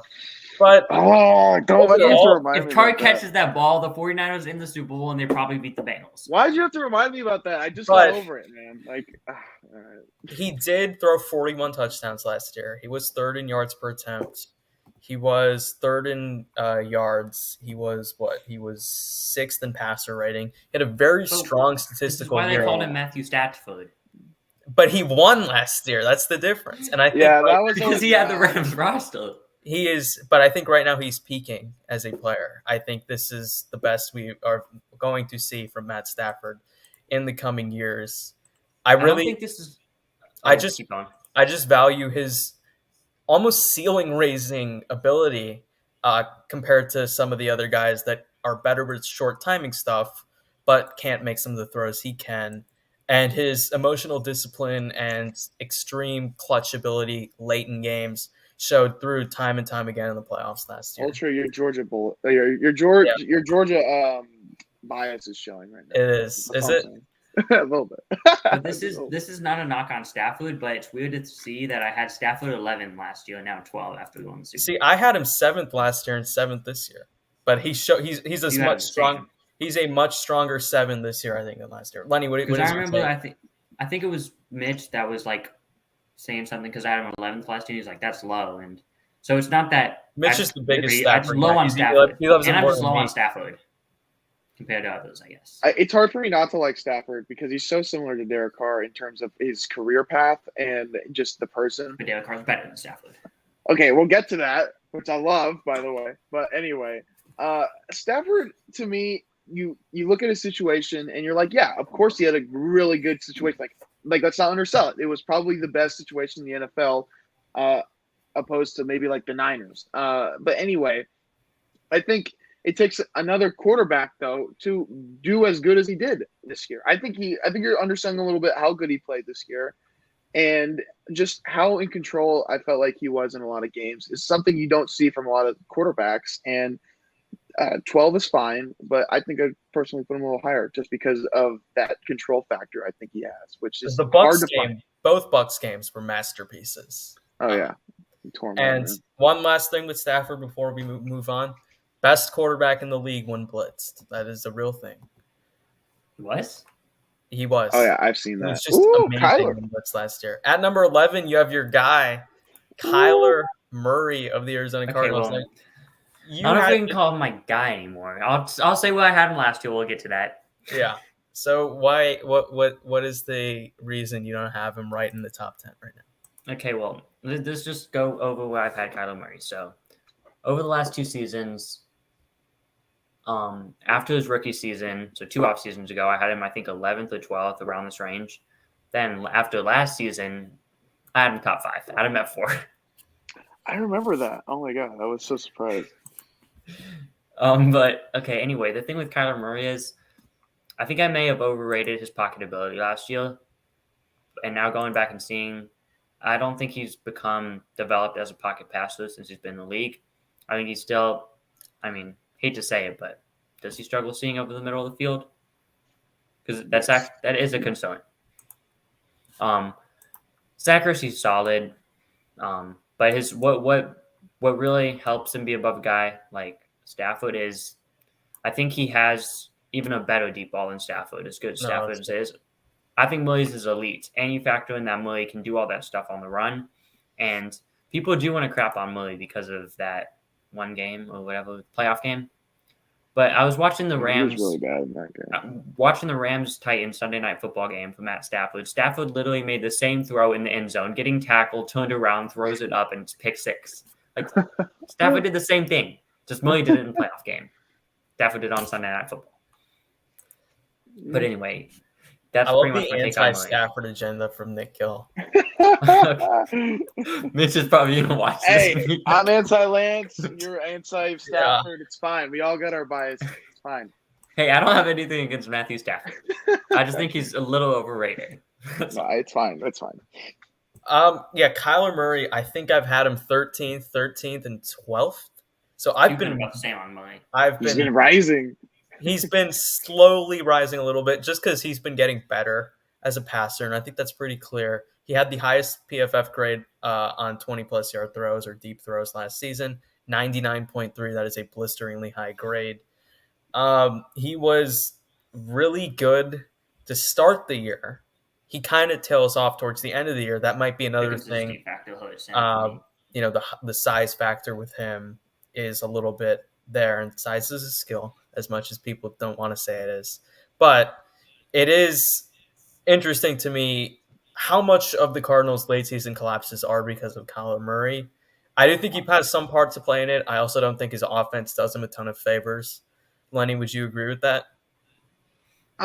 Partly. I think my thing with Kyler is that sometimes it's just maddeningly inconsistent. I think that's the way I describe it. Maddeningly inconsistent. Like, I'll watch him and I'll be like, man, this guy, jeez. Like Michael, it's kind of like Michael Vick, I think. He's better than Vick was. He's better, but I think it's the same kind of idea. Like, you watch him, you're like, jeez, look at that. Like, DeAndre Hopkins, 3 Bills defenders. Oh, my God, it's all over ESPN. And then you watch the next game against, like, I remember, what was it, against, like, the Lions, and he just played terrible. And I'm just like, oh, man. But it's the same kind of idea with Carson Wentz. I might be over, like, hyping it a little bit too much, but it's that kind of idea with me. So as far as the late season collapses go, I think 2020 was overblown. I think really the first half of the 2020 season 2 years ago, the Cardinals defense came out and played like a top 5 defense and was like, wow, where's this Cardinals defense? And then they kind of stopped playing as well. And I think they started losing games and kind of put on Murray too much. But last year, I do think him getting injured, then coming back, he definitely did not look as good as he was before the injury. So I think last year, it's more valid to blame him for the collapse. They still made the playoffs, but they didn't kind of live up to how they looked. They were like 8-1 at one point. So yeah, and yeah, I'm not as high as the Cardinals as I used to be, but still like to see him do good. Oh, you have the Fitzgerald jersey behind you. I'm a big Fitz fan. We got top 5 receiver all time. One thing maybe I top just think it's important to note that he hasn't been a great leader in his career. I just feel like he has. I want to adjust that too after you talk about. That's fine. You have the guy I'm currently wearing on my jersey, Matt Ryan, someone that you very recently rewatched film of, and we're very impressed. Matty Ryan. Yeah, Matt Ryan. So he impressed me whenever I went back and watched him. I think his deep ball was better than I thought it would be. Those were, and his mobility was better than I thought it would be. I didn't think he could still make some those on the run really at all, but he could. So he's still got some left to the take. I don't think he's gonna be like I don't think he's gonna take a drop off this year just because the situation is good, and I think he showed enough on tape last year for me to say that he's still gonna be a good quarterback this year. But Matt Ryan's consistent. He's clutch, believe it or not. Don't listen to the Super Bowl. That's like the biggest. That's the biggest Falcons lie of all time, that he's not clutch. But he's very accurate. He's one of the 5 best pocket passes in football, probably with Brady, Rodgers, the guy Joey B, and Joey B. Stafford. But under pressure, I thought Matt Ryan, with that offensive line, it was literally they would snap the ball, and then 2 seconds later, Matt Ryan would be having to like throw it right away because they would just blitz him so quick. That offensive line, which is weird because they actually have a couple guys on there like Chris Lindstrom. Lindstrom, Lindstrom and Matthews are genuinely good pass blockers too. Everyone else is just awful though. But the offensive line didn't give him like any time to throw last year, and he would still make throws. But his stats, I think, before I watched him, he was the 17th quarterback I watched. So I watch him usually the order I think I'm going to have him ranked. So that's how much he looking into. So he rose 7 spots for you. That's a lot. Yeah, because I think his stats kind of really didn't tell the story. His stats declined, but I don't think the player watching him declined. But you probably watched more Falcons than me, Ultra. So yeah. So what I've noticed from Matt Ryan recently, he has struggled a little bit more towards the end of years, which I think is a result of arm strength decline over the last 3 or so years. But I agree with you. What stood out to me really was how much he elevated the team around him. Like, I don't know how that team won 7 games. In any game, there was a game. I talked to this with Lenny. I think it was after he got traded. There was a game the Falcons played the 49ers at the end of the year. Do you remember this game? No, don't. Stop with the, these Niners memories. The Falcons were, I think, I want to say they were 6-7, and the Niners were 7-6. They were a game. I think you guys were 6-6 or 6-7. Yeah, it was something like the Falcons were a game back in the Niners, and the Falcons roster and the Niners roster right now are in different worlds. I thought you were talking about the year before that, in 2019, where you guys no, beat us in 2021. Okay, yeah, I like this one. The Falcons and Niners. The Falcons were a game back in the Niners at the end of the year. That's only because of the two quarterbacks to me. Yeah. His ability at the end of games last year was really impressive. He was one of the more clutch quarterbacks last season. He made a lot of plays outside of the structure. He's really done that since his MVP year. Just more plays really since Shanahan's left outside of the system when there's not much there. Obviously very accurate, very smart. I do think under pressure he struggles a little bit more now and with the deep stuff, but he's still capable there. So, Lenny, are you attending this Matt Ryan love fest? I am, but this is already going very long. And you guys already kind of said a lot of the stuff. So one really quick thing about Matt Ryan. Ultra, whenever I was watching you rank the quarterbacks, you said Matt Ryan something about you don't think he doesn't fit the ball into tight windows because you think his arm strength has declined as he used to. That was something that I actually wrote in my notes as something impressed. I put elite balls into tight windows. Interesting. I thought there would be like those where you would just put it in between two defenders, perfect spot, and I was like, he did it at closer times. To, like, yeah, like over the middle of the field, 10 or so yards, those darts in between the couple defenders. Maybe we're classifying different things with the same word, but yeah. All right, moving up to the next tier, borderline elite, the back-to-back MVP starting us off, Aaron Rodgers. Take here. What is it about Aaron Rodgers that keeps him much lower than most people have him, other than you being a Bears fan? The Bears. I was about to say he plays for the Packers, but no, I'm kidding. But anyway, all these guys, these top 9, the borderline elite and elite guys, they're all similar talents. Something has to separate them.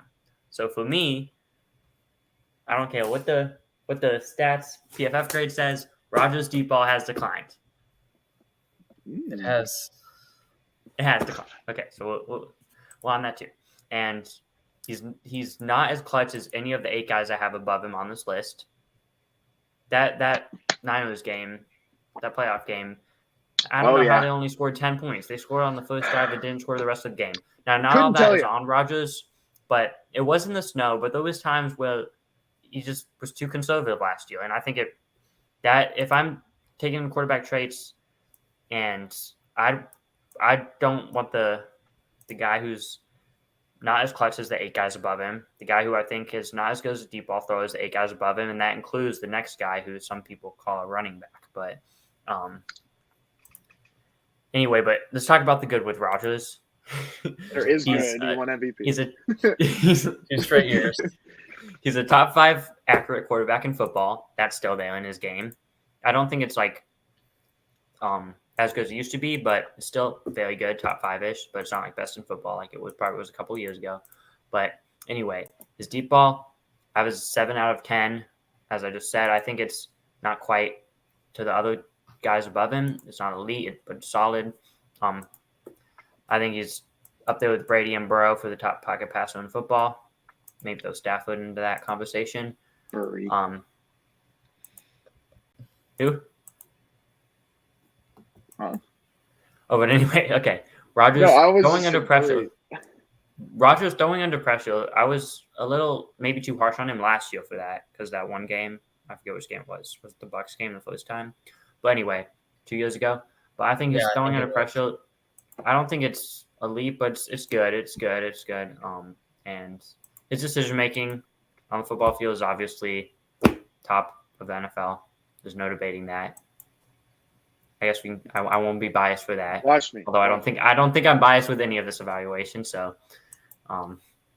no, I think. But yeah, so there's nothing really, and his mobility has declined a little bit. He's not the runner that he quite was, but that's expected because he's like 38, 39. But so it's basically the deep ball and clutch that separate him from the other 8.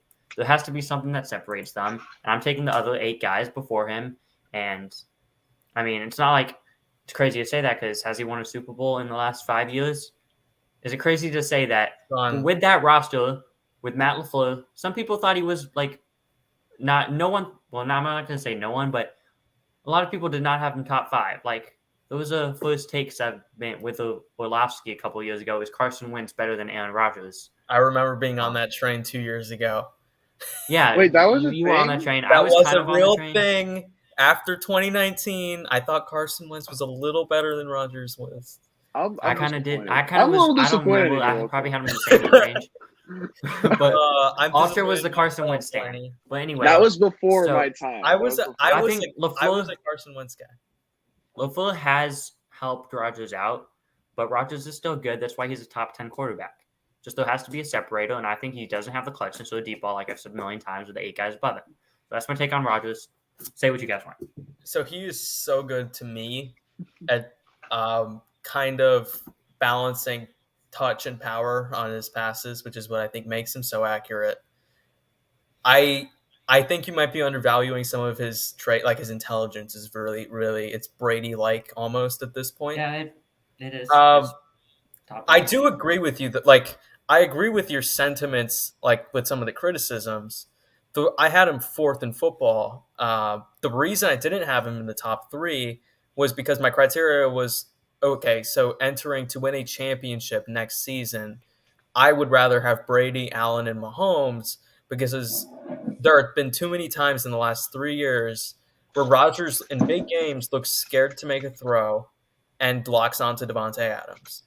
And last year was the perfect example of it. I'll tell you that. We all saw it. I do think his deep ball has declined. He was 23rd in adjusted completion percentage on 20-plus yard throws. He has also declined in ADOT. He was 18th last season. He's very accurate still, but it's not as high a degree of difficulty anymore. His mobility is also declined. Now, he's still the back-to-back MVP with gaudy efficiency stats and all of that. So he's still awesome. I just don't think he's quite number 1, even though you could probably argue for it. I just don't think he's there yet.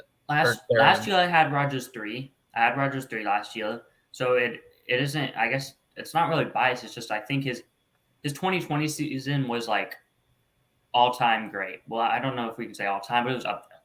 It was very good. It was very impressive. It was just a very impressive season. But 2020 was better than 2021 was. For 2021, I just don't think he should have won MVP. I mean, Burrow, Allen, Mahomes, even Brady. Well, definitely Brady. He was. I don't think Burrow was there before the playoffs, but yeah. I would have given it to Brady last year, but I get why Rodgers won it. Lenny, do you have any Rodgers takes? Just real quick, off the field stuff. We're not talking about this a lot. This is one of my things. I'm just a big off the field guy. It's just. I'm gonna say one more thing after you two. Oh, after you go, Lenny. It's just a problem. It's just you see it. I don't think the team believes him in as much as maybe like a Brady or a Burrow or one with that aura, that one that's supposed to be the franchise guy like that. Which he is obviously he's the franchise guy. He's won 3 MVPs. He's been to the Super Bowl, like whatever. I just think it's 4. Yeah, you know what I mean. I just think it's like, you know what I mean. It's just a little bit. You can see it. You can see it. And with that thing is, you mentioned that, but most people don't, I feel like, count that into him, but they count it towards Murray. Like, if they don't like Murray off the field, but they count it against Murray, but not Rodgers. And I think you either got to count it against neither of them or both of them. Yeah, that's fair. Yeah, all right, Lenny counts it against both of them, it sounds like. You have it's both. Adam Ray, you have Lamar Jackson. I'll be right back. What did impress you about him last year? Because I feel like there's a lot of negativity with Lamar right now. Lamar, accuracy-wise, and as far as a quarterback, I think it's super underrated. His stats are complete. I agree. Don't tell the story at all. I think he's made strides the last couple of years as a passer. I think he really threw the ball good downfield last year, especially with not having a lot of receiving help. I think he's a more accurate quarterback than his stats would suggest. I think I saw improvements of his pocket passing ability. So last year, I compared Murray and Lamar and said I think Murray is a better passing version of Lamar, but now I think it's kind of the opposite. I think, I guess you could still say the deep ball goes to Murray, but I think Lamar is more accurate than Murray. I think he's a better pocket passer than Murray. He's taller and stronger in the pocket, and he moves well in the pocket. And I think he's just very good. And we know his mobility and rushing, so we didn't even have to get into that. The only thing I would want to see Lamar improve from is, one, he needs to stay healthy for the full season. 2, last year, his decision-making wasn't as good as I think it was in previous years. Too many turnovers. But overall, I think 8 sounds about right for Lamar. I mean, if you look at Lamar's career so far, it's been nothing but it's been great, honestly. I mean, they win. They win games. Yeah, they win. I mean, Lamar as a passer, I totally agree. He's progressed. Like, he's made strides, man. Like, I just feel like when I watch him, he's like a very good passer. And people act like he's maybe average, and it annoys me. He's above average, no doubt. He's a good passer. And another thing, electrifying, like just special. You don't see that in a lot of players, period. Lamar offers something on the table that's just straight up electrifying and special that no one else can. And regardless of whatever you want to say about the impact it has, it clearly does. And with the lack of an offensive line he had last year, his lackluster receiving core, and everything that you say, like Greg Roman maybe not being the best offensive coordinator, he's done nothing but do better than anyone thought he would. And it just annoys me that people don't give him the credit that I think he should. Ultra, you go for Lamar. For Lamar, he's the best rushing quarterback in the league, and there's nobody really on his level with that. The 2 games that really showed his development as a passer for me early in the season, the Raiders game and Colts games, they were games where he was... That Colts game was fantastic. The Colts game specifically was just a masterpiece. His heart showed last year. He was lining up, if they're in shotgun, in empty, throwing from behind to a solid but not special cast of players, and he was making it work. He was showed an ability to come back last year. He didn't before. He's obviously still the best rushing quarterback in the game. He's easily one of the 10 best quarterbacks in the league. If you think he's just a running back, you just stop. Yeah, our quick recap of what me and Lenny said. We basically said Lamar is a very underrated passer. We both think he's a good passer. Yeah, I agree with that. At number 7, you've got Lenny's guy, Derek. Oh, yes, baby. So he's not behind me, but I'm gonna get this guy's jersey soon because Derek Carr's I love Derek Carr. I got his jersey. I think everyone loves Derek Carr here. Yeah. But Derek Carr, as far as what my take on Derek Carr was a couple of years ago, I thought he was probably close to that Kirk Cousins average range, where he's a very good pocket quarterback, very good accuracy, good decision maker, can make the right reads. Usually he doesn't put the ball in harm's way too much, but he was always a little inconsistent, and Of course, he didn't have the mobility to his game, which he still doesn't have, but he didn't have the deep ball that I didn't think his deep ball was very good about 2-3 years ago. But over the last 2 seasons is whenever his deep ball, especially in 2020, it was like fantastic. It was like, was I underrating his deep ball before? Or it was just like he looked like he's been one of the top 5 deep ball passers in football over the last 2 Just years. real quick, Nelson Aguilar, bro, that was his number 1. Real quick. He gets guys like with a deep connection with Nelson Aguilar. Who was it last year? Was it Brian Edwards or Zay Jones that was a better deep threat? It was Renfro, really, with the Renfro honestly was but not the better deep ball. I don't know. It was a connection of both, honestly.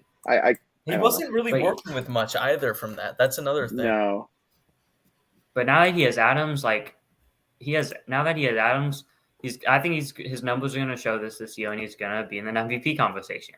I don't think that's crazy to say. Lenny, do you agree with that? That it's not crazy to say he's a dark horse. I don't even think he's dark horse MVP. He should be a top 5 to 6 MVP favorite. So I mean, dude, like we saw last time when he had a loaded offense, he was a stud. I don't think it's a big deal to say that he could be this freaking like MVP quarterback. I mean, like he's got so many weapons now, and he's got a competent offensive coordinator, which John Gruden, just real quick, I thought he was a good offensive coordinator for the most part, at least for his development and quarterback play.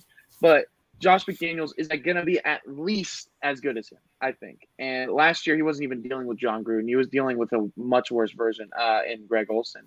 And Derek Carr, man, just love the guy. I mean, locker room, we were just talking about Aaron Rodgers, his locker room presence. This guy is the nicest freaking guy you're going to ever meet. And he's every single player I've ever seen from him pulls for him, man. Like, every single player. I haven't met a player.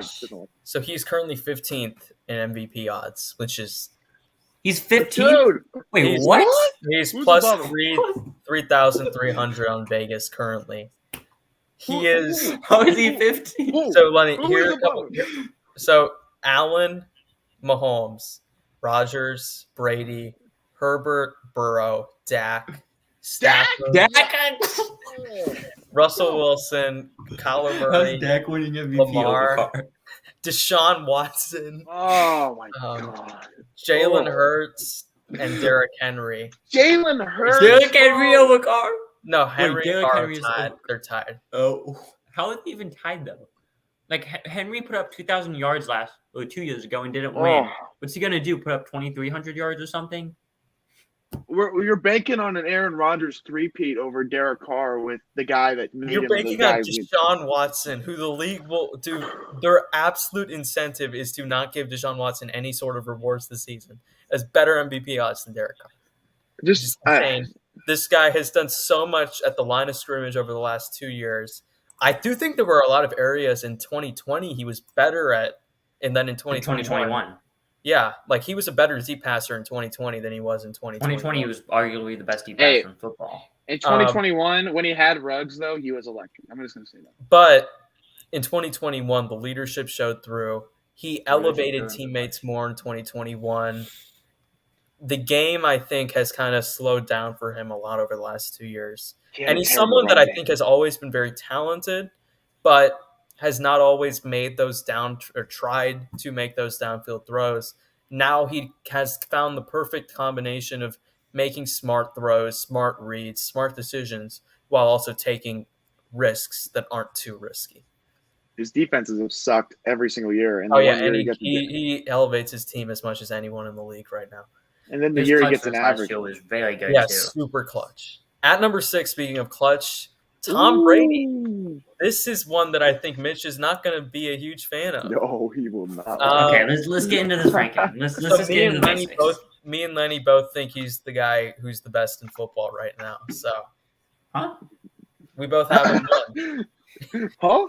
Okay, so if you're taking a team, average and everything, like I said, you're taking Tom Brady over Josh Allen, or you're not looking at it. That's not the criteria I've set out, but I can see why. I think he's at least in the top 4 for me.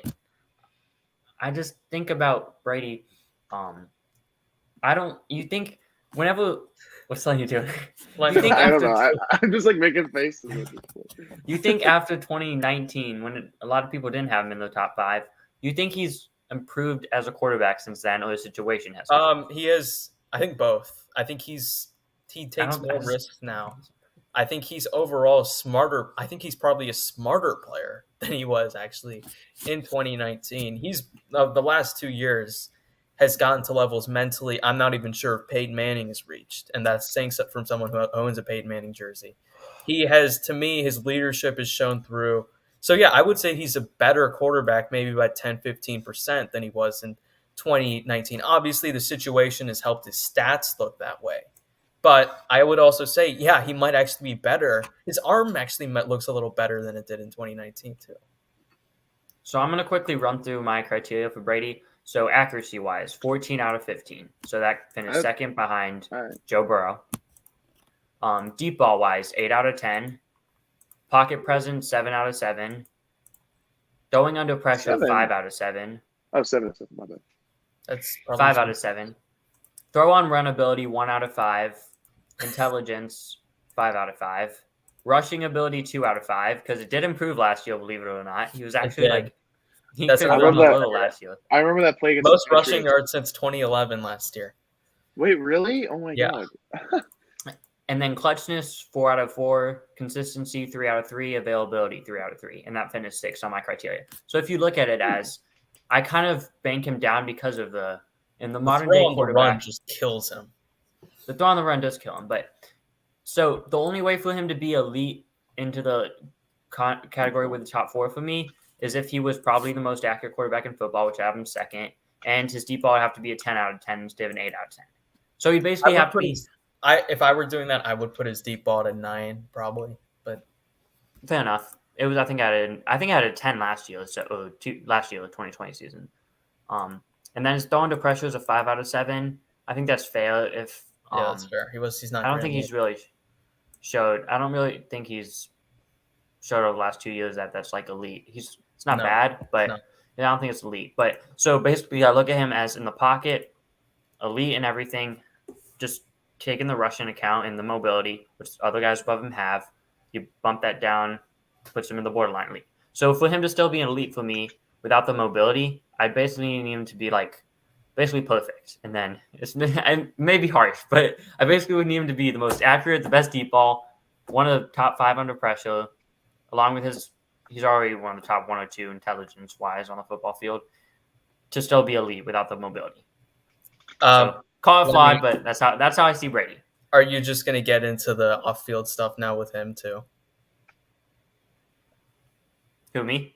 No, Lenny. Oh yeah. Off the field, man. I mean, like you just saw the effect with Jameis Winston to Tom Brady. I like his play wasn't even like great that season. It just felt like everyone was just better at that point. I mean, everyone just felt more. I don't know. It was just this vibe. Everyone was like, "We're gonna win a Super Bowl," and that's just so like above any like off the field presence. Maybe Joe Burrow is the only real guy I could think off the top of my head who loves like, or Derek Carr. I mean, it's just this level of like, well, I know, you know what I mean? Like, it's just like, we're going to win and we're going to like work our asses off to win. It's just, I don't know. It's just special in that way. And regardless of how much you think individually Tom Brady does as on the field, his off the field impact is just massive. I'll put it like this. I would take Josh Allen if I'm have an average team over everyone else, including Brady. If I have a stacked team, I'd take Brady over everyone else. Did you say that in your video? I did, and Mitch did too. And I also said, because of his leadership and because of everything he brings on top of already being, ability-wise, at least a top 4 guy in my opinion, I would take him above everyone when it comes to winning a title, which is what my criteria was. At number 5, to round out this borderline elite tier, you have the new Denver Broncos quarterback, Russell Wilson. Just real quick, this guy has less MVP votes than Derek Carr. So also, real quick, he has 4 guys in the AFC West in his top 7. Wow, that might be the best in history, best quarterback. But anyway, so Wilson and Brady, they're neck and neck for me. Brady was the 5th guy. I watched Wilson the 6th, and I ended up flipping him because I think Wilson's last season was actually underrated. Like, also, you can probably pull up his stats, but I remember he had a very good, like, big time to throw percentage to turnover worthy play ratio. That was like elite, and his deep yards, I think he was still top 305 in deep yards, and he missed like 4 games or something. And Really? his deep ball was like elite last year. It was the same Russ has always been. His accuracy still good. I have his 13 out of 15. His numbers quite didn't say it last year, but I think that's part of the fact due to his receivers. He would like put the ball in the right place, but they wouldn't separate outside of DK and the Lockett. Letdown Lockett. The third and fourth receivers didn't really help him at all. I think they were very weak in that category. So I think with more receiving depth in Denver, it's going to help him a lot this year, numbers wise. But overall, Russell Wilson, I mean, his only really flaw for me is his pocket presence. I have that as a 4 out of 7. I think it's something that he really hasn't developed throughout his career is like into an elite pocket passer. He's more of an on-the-run improviser, but he's very good at that. So I don't really think there's a lot to knock on Wilson's game. I think his decision-making took a step down 2 years ago in 2020. And then last year, I think his decision-making was actually pretty good.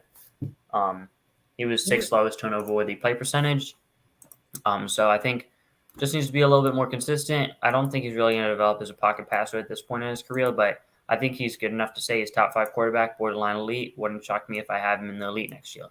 So he was 6th in big time throw percentage and 7th in turnover worthy play percentage. So that's good. And he was having a really actually underrated good year before he got hurt. Like he was playing really well.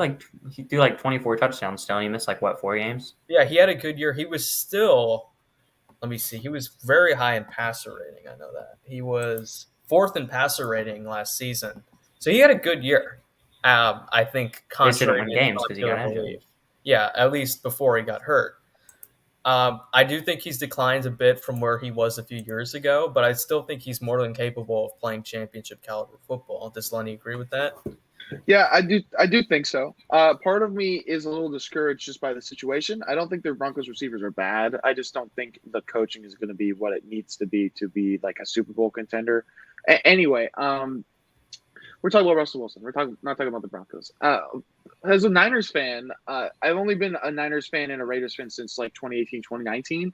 But every single time I turn on the freaking Niners Seahawks game, this guy is just lighting us up, bro. He's 17-3 against y'all, I think. I mean, he's just ridiculously good in those games, and he's just been ridiculously good as long as I can remember, ever since past Legion of Boom days. I mean, it's hard to knock a lot of the stuff from this guy. And the only real thing I would give him is that there's potential for drop off just because he's a new situation and there's a new everything really, but he's been in the same system for so long. How much PTSD are you going to get during Raiders Broncos game? Dude, okay, let me tell this real quick. So I was at school, I look at my phone and I see that he got traded to the Broncos and I'm just like, oh, I was so sad. I was like, I got to deal with this guy again. I thought I was done with him, bro. I was so sad. I was distraught. All right. Moving into the elite tier. These are the best of the best in the NFL, according to Nicolas Gill. At number 4, you have Justin Herbert, a man who we are all very high on for obvious reasons. We don't have to argue about this. But one quick thing, the way I define elite is you have a case to be the best quarterback in football, and I think these 4 guys, any of them is going to play like the best quarterback in football this year. And I'm just high on all of them, but anyway, so on to Herbert. Really, he's almost elite in every single category of the game besides one part, and that's his accuracy. His accuracy is good, but it's not like elite. I wouldn't even say it's top 10. It's probably in the 12 to 15 range accuracy-wise. I just want to see him become a more consistent, accurate passer over the course of the season and a game. For example, like in the last game of the season, the Raiders game, that fourth quarter was one of the best quarters I've ever seen. It was such elite, fourth down after fourth down. I was on stream with Mitch on that. I had a hard time. Yeah, I remember. I was watching you guys. I was just like, oh, the whole game. But I remember the first 3 quarters, he was good, but he missed a lot of throws from what I recall. But he's just got to get that accuracy consistent, and I think he could be the top quarterback in football next year. I think you guys probably feel the same way too about that because he has all the talent. Yeah, I completely agree. Yeah. He's stud pocket passes, stud deep ball, stud mobile. I think the one thing about Justin Herbert, I don't know. I don't think people want to give him the credit yet because he hasn't won. You know, Yeah, because there's people will just say he plus hasn't the made the draft playoffs. Like, status. okay. Yeah, I The think the one, draft my status. only qualm with him is I think his accuracy may be a little better than you're even letting on, Nick. But at times I feel he doesn't take over games as much as he should. Like the end of that Raiders game, Lenny was terrified of him, and for obvious, I He was did take over that game, though. It was he like did 4th take and over that 16s. game. They But went I to felt fourth like down. Oh. it should have happened a bit more. Like I think they lost to Houston last year, which is just an They did. inexcusable loss. That was bad. That was bad. And I just feel like for some of the guys I had above him, I think I had him sixth. For some of the guys I had above him, I feel like if they were put on that team, they would find a way. They would just find a way to make the playoffs. But Justin Herbert has all the talent to be the best quarterback in the league, and he may be the best quarterback in the league in a year from now. So, at number 3, a man who has certainly been the best quarterback in the league, and you can still argue is Patrick Mahomes. Patty. You had So Mahomes 1. I think you've had Mahomes 1 for the last 3 years, right? Another Yeah, guy I had who's Mahomes terrorized. once last 3 So years. he fell off a little bit last year, which he did fall. It was his Even- worst year. So Even 2 years ago, I had him like as a top overall player in football over Aaron Donald after he won that Super Bowl. So I was like super high on him, but I'm still high on him, having 3. But with Mahomes, it's hard to say he had a down year last year because it like makes it sound bad, but it's just his standards are ridiculously high. Like A if he's down not year the is best a top quarterback in 5 football, quarterback. He's gonna be the football. next Tom Brady. if he's not the best quarterback in football, it's a down year. For Mahomes is when he's not the best quarterback in the league. But anyway, I mean, what can you say? The only thing that keeps him from being number 1 is I think the 2 guys above him are better pocket passes. There's times when he has arguably a top 3, 4, 5 offensive line in football. Yeah. Why is he so quick to escape the pocket when there's not really a lot of pressure on him? Is something that's a little questionable. But other than that, I mean, we're nitpicking. He's got to nitpick with these guys up here, but and I guess you could say the guy who I have above him, number 2, is more accurate than him, but I don't think his accuracy is a problem at all. Like, no, he's very accurate. He's very accurate. Not more accurate than 2, I'm kidding. But he's accurate. He's good in he's top 10 in every facet of quarterback play. Besides, maybe you could argue the pocket presence. I kind of have the Patrick Mahomes hair right now, honestly. No, yeah, you are growing out that hair a bit, Lenny. Just a little bit. I just noticed that. Look, we know how good Patrick Mahomes is. Even without Tyreek Hill, I'm expecting nothing less than MVP caliber performance from him. So, Lenny, there's not really much to say about Mahomes other than he's absolutely amazing. I think the argument with Mahomes, if you don't like him, is that he's a product of a system, which I definitely do not agree with. I just wanted to throw that out there. Mahomes is the system. Meanwhile, Aaron Rodgers may be a little bit of a product of Matt LaFleur. Let's get that out there. It is a little bit of a product, as in Andy Reid obviously helps, Tyreek Hill obviously helps, Travis Kelce obviously helps, and a really good O-line obviously helps. But he elevates all those things more than most people think. I mean, even most people don't give him credit for elevating those areas of the game. I mean, I just wanted to throw that out there. Hey, Brady never won an MVP without Welker or Gronk. Just saying.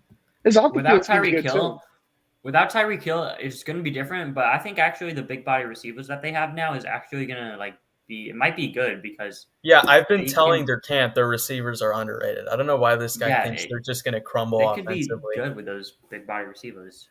All right, at number 2, you have another man who I have a jersey of. That is Joe Burrow. This is the guy who made the Super Bowl last year against all odds. Is maybe the best pocket passer in the league, arguably. So, okay, before I get into my spiel on him, let's just give out his advanced statistics.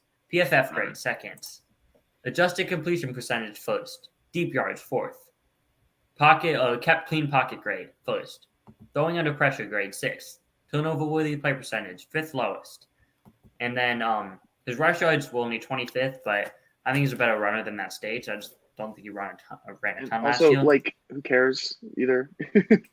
But anyway, Burrow, I have him as 15 out of 15 accuracy. I think he's the most accurate quarterback in football. His See that. just completion percentage backs that up, and I think just watch him. I think his accuracy, you can make a case, is the most accurate quarterback in football, which is weird because not the accuracy part, but the next part. His deep ball I have is 10 out of 10, but last year I think I had it as like a 4 or 5 out of 10 after his rookie year. Got so much better at that.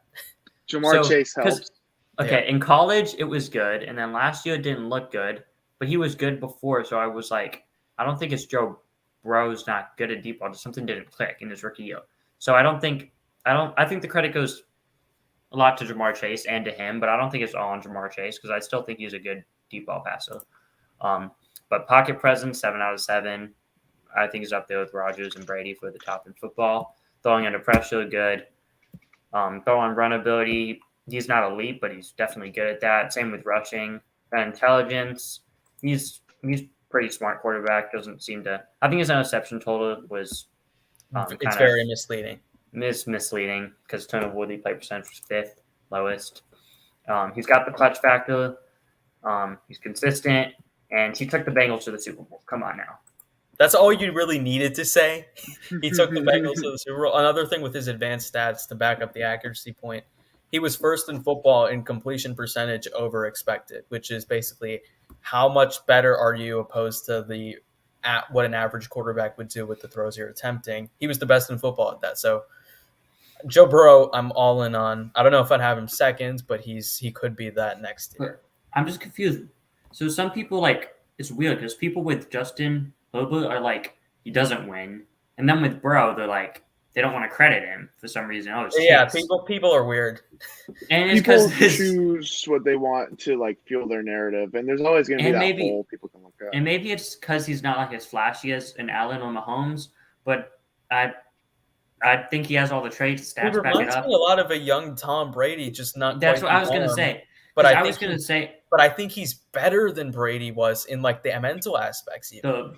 In the very early parts of their career. Yeah, I was going to say the very early aspects of their careers. And I was going to say with Burrow, the thing is, maybe if he keeps consistently winning, it could be, okay, now he will start to get the credit, even if he's not the flashiest quarterback, because he consistently wins, kind of how Brady gets a lot of credit now.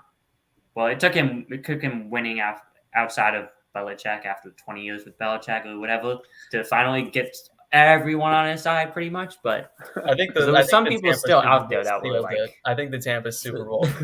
There was some people out there hating on Brady stuff, but Lenny, do you have any Burrow takes? I know you weren't a Burrow fan. If you looked up the definition of swagger in the dictionary, you just see a picture of Joe Burrow smoking a freaking a big old blunt. I mean, dude, it's just he's just got that energy, man. We were just talking about Tom Brady and the energy he brings to the building, the Bengals last year or before Joe Burrow were just this, who cares about the Bengals?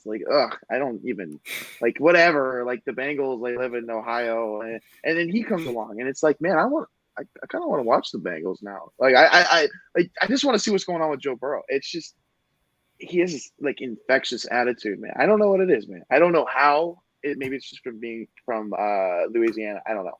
It's just, he's originally from Ohio.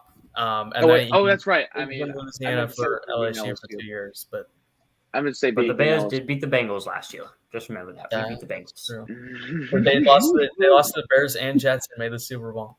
We picked off Joe Burrow 3 plays in a row. He did something to the Raiders. Number 1, the best quarterback in the NFL according to Nicolas Gill, Josh Allen. Something we can both agree on. We can all agree on this, or at least close. I don't have a single problem with it, even though I don't technically agree. But okay, does Allen have any flaws besides? Well, it's not even a flaw. It's just he isn't as consistent as maybe some of the other top quarterbacks. No, I think it's intermediate.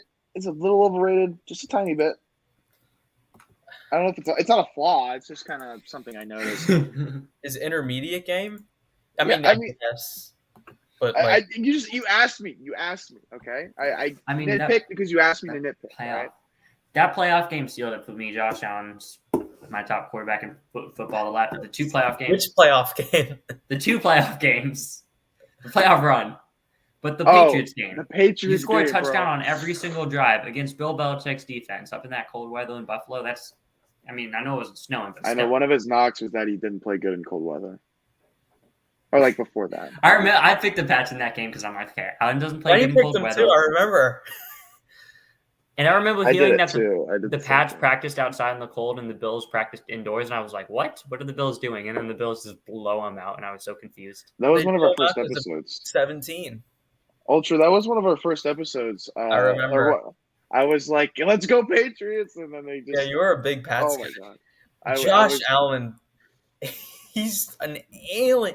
I was genuinely like I was laughing hysterically during that Chiefs game at some of the plays he was making. Oh, man. I was in disbelief. He's kind of like the Giannis of the NFL, if there was like a comparison. I mean, like, he's just so athletic and he's just so good at just I don't know. He's just good.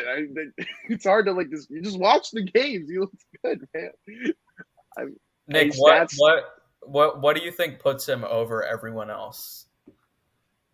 I think he's so if you I feel like he's kind of this may sound like weird, but combination of Burrow and Mahomes. So I can get that. I think he has. I think he's literally very similar to Mahomes, but I think he's a better pocket passer than Mahomes, and maybe a tad bit more accurate than Mahomes, or the similar accuracy. So I guess that could kind of make me say Joe Burrow because I think he's a better pocket passing version of Mahomes, but I don't think he's good of a pocket passer as Burrow.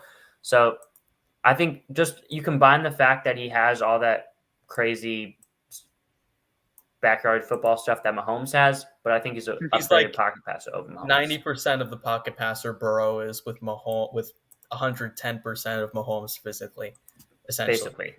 Bro, Stephon Diggs was like the 15th best receiver on the Vikings, and then he goes to the freaking in the league, Bills. not in the league. No, I was previously known as the Stephon Diggs hater whenever I wasn't trying to hate on Stephon Diggs at all, but and then he was a top 10 receiver. He goes to Buffalo, and then he's like top 8, top 7, like universally. Like, everyone loves the guy now, and it's just like, man, jeez, it's Josh Allen, man. He's a freaking legend. I love that guy. He is just ridiculous. He's a great guy off the field too. Like, we're talking about off the field stuff. Like, that's all I keep talking about, man. Like, dude is just so lovable. Every time I watch everyone loves Josh Allen at this point. There's not even any more haters of him. Everyone's done. I think after the Mahomes game, I don't think anyone hates him, especially after the heart-wrenching end, like the coin toss stuff. I don't. They changed the rule because of him. He's like Peyton Manning now. He's got that under his belt. Yeah. All right, guys. Thank you for listening to this long episode, but it was worth it. Nicolas Gill's top 40 quarterback rankings entering the 2022 NFL season. Nicholas, do you have anywhere where they can find you? I'll link it in the description. Yeah, you can find me, well, I guess on Twitter at NFL Talk Zone, my new Twitter account. But that's pretty much it. But anyway, is there any? What you guys? Look, it's I think me and Lenny both respect the fact that you took a month to research this, so we're not going to be over harsh. Exactly. Lance is the only one. I think both of our lists would certainly look different, but there's a lot. I'm interested in, and you explained everything pretty well, so I can get it. I don't hate takes as long as you explain it, and you explained everything good enough to where I was like, I will never make fun of someone if they're able to explain it at least fairly significantly well. Unless it's Trey Lance at 21. That's all. That's the only thing Lenny is done with. Anyway, guys, thank you for watching. Have a great day, and God bless.